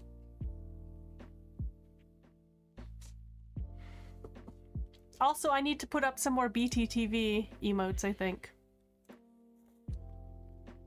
Because I have them. There's a few on my channel, you know, like, here you go. If you guys use BTTV.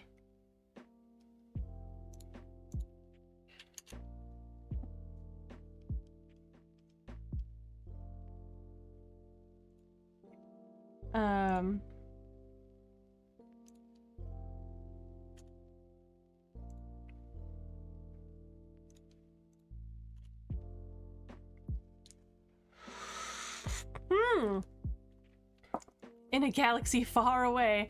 Funny that I just used an Anakin emote. That's right, I forgot that was my GG Easy. What else do I have for BTTV? Well, we have the fish one. This one is very important to me. Strengths has 6 consonant sounds, and 1 value, so you kept okay.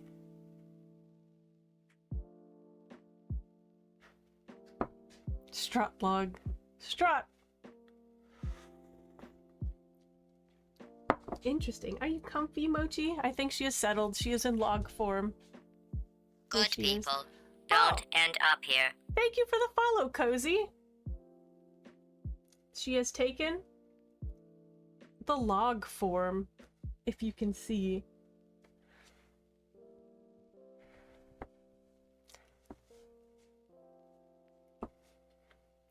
I just thought you were a Metal Gear Solid fan for Snake.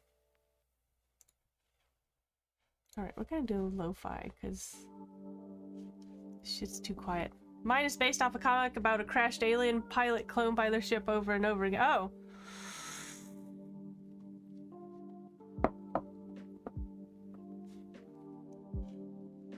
My gosh. I feel like you've told me this before, actually. Mine's because my family was from Ohio. Amazing. To be, you know, like, to be fair, the other day I said oofda. And immediately people were like, Minnesota! Oofda. I don't know when that entered my vocabulary, but it did. Oh, hi there.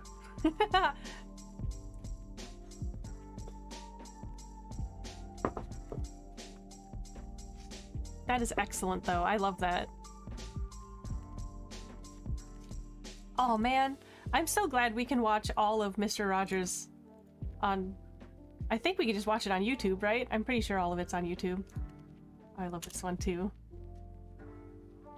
You guys need to use this one more. I love this one so much. I thought you could. Isn't it on YouTube? Maybe I'm wrong. Am I wrong? Hold on.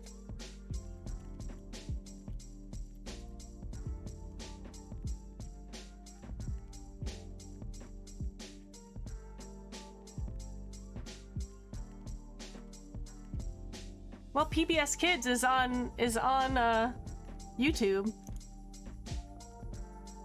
Old anime on YouTube. Oh, Azumagadario, that's right, we were talking about the and Karekano. Yo, let's go. Okay, so your screen name is like double-barreled awesome. Yes, I recall. Oh my god, Lark. How did you make it so? Oh yeah, this one too.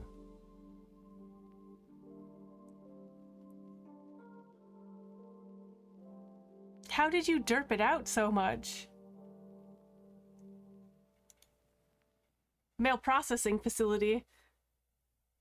Ho-ho! I know that stuff is really hard on your hands. I had a friend who was a mail carrier for a couple years.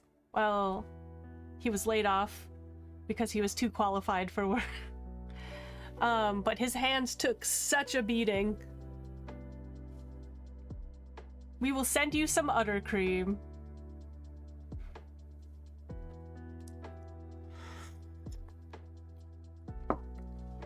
I think that's what it's called, is it?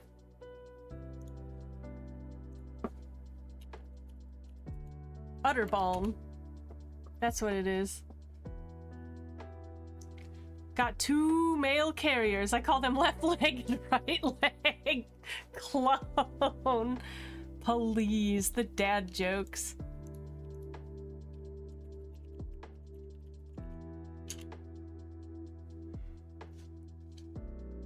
Oh, Bananani! We love Bananani.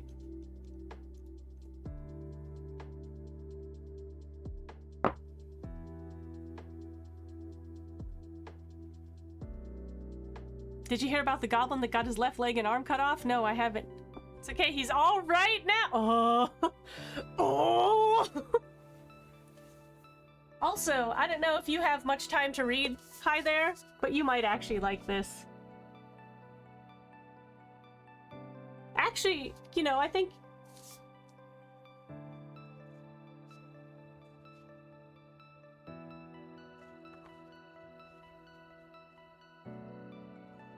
Yeah.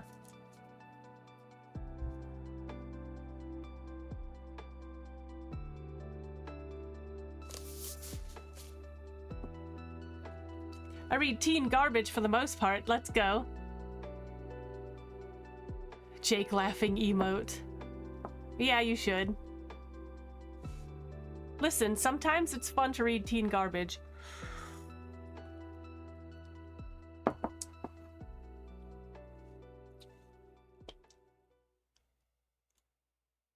I read much garbage.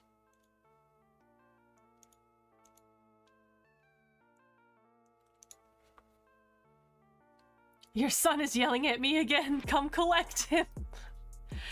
Yeah.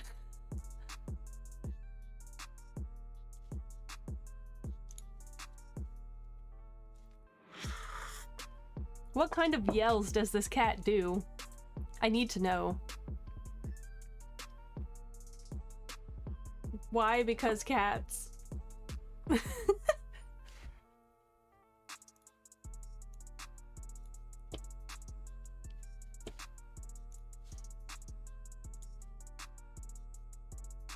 Oh, I'm sorry, Cozy. May you get time soon. I hope so. My mistake is that if I try to read at night, I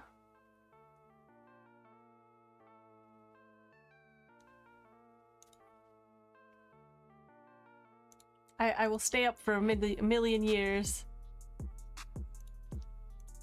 That guy. When I travel mostly for work. Gotcha. Excellent.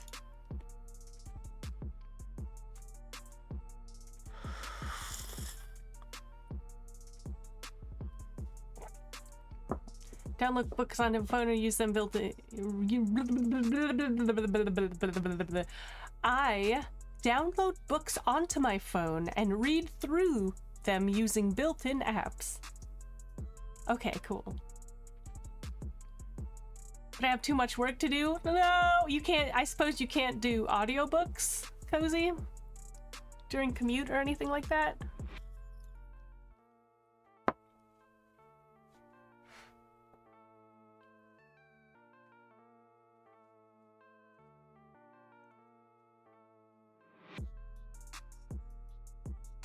May you enjoy them.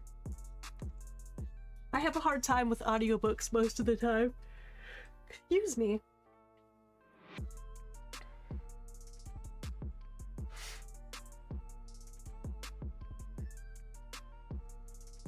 Yes. But I read really fast, so I feel like they would go somewhat too slow for me. And most of the time if I'm gonna listen to something, I'd rather listen to like a story podcast, like the Magnus Archives. Well, the Magnus Protocol now, but you know, something like that. Or, oh my god, what is it called? The River Rises. What is it called?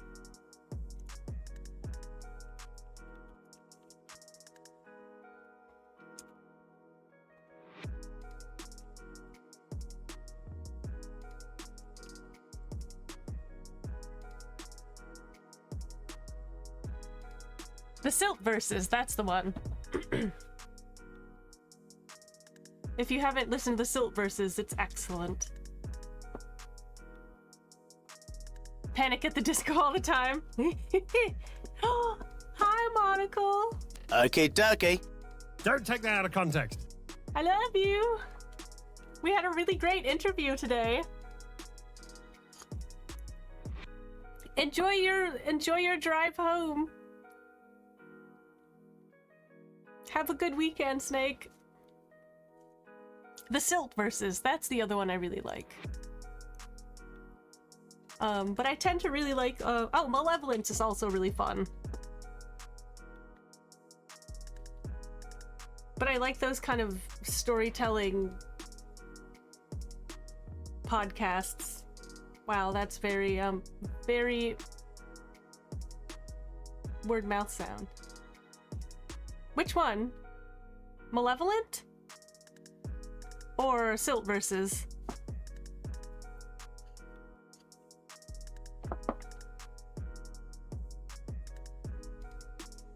Oh, I love Silt Verses.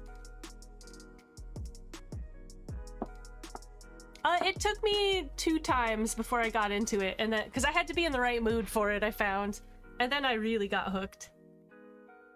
And I love the vibe. I love the manufactured gods. So spooky.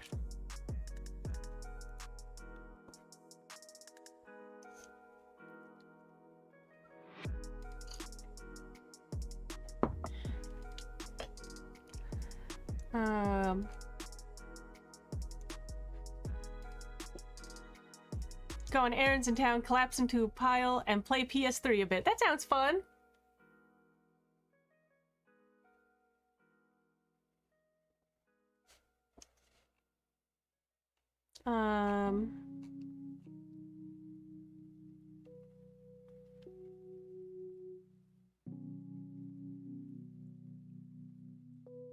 The Saint Electric, I think, is one of my favorites.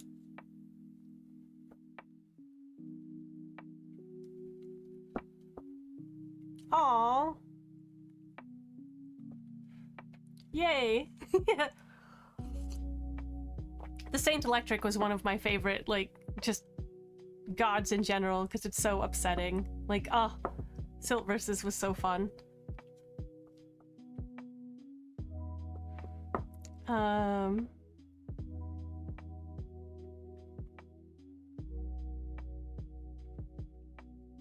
I had a thought and it vanished.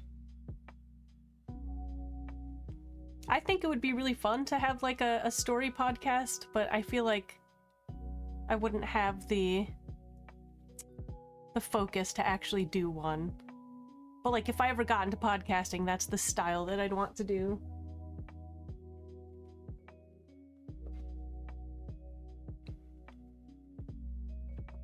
Still trying to put together that archive one. Ooh.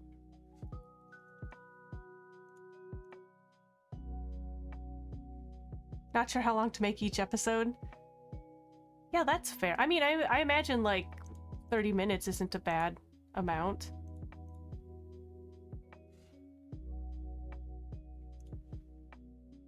All right, who else is live? Curious. Everyone is live right now, dang.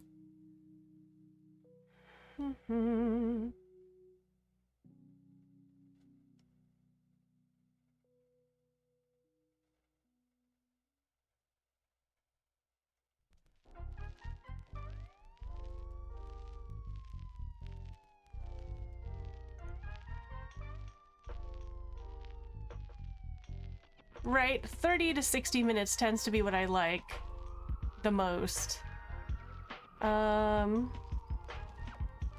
Brixie is on. Violin Chick is on.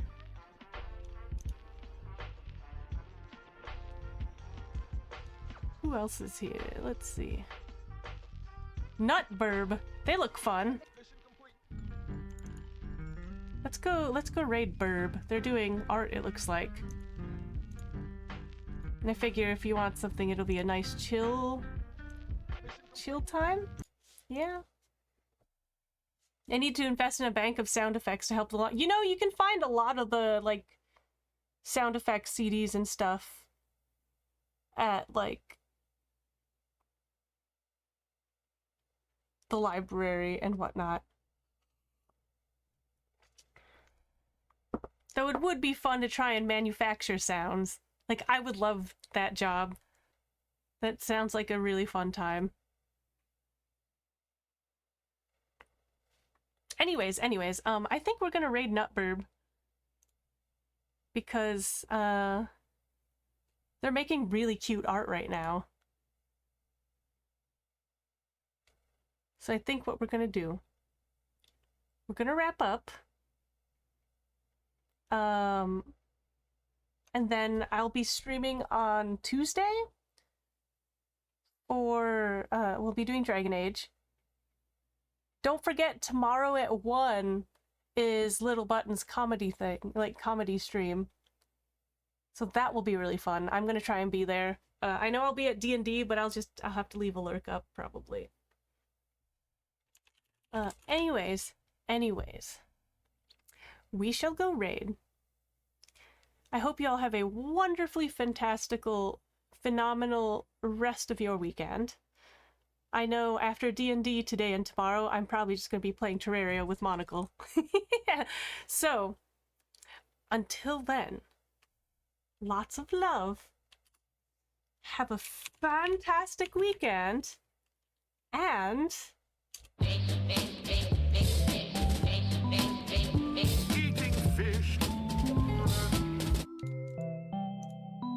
let's raid.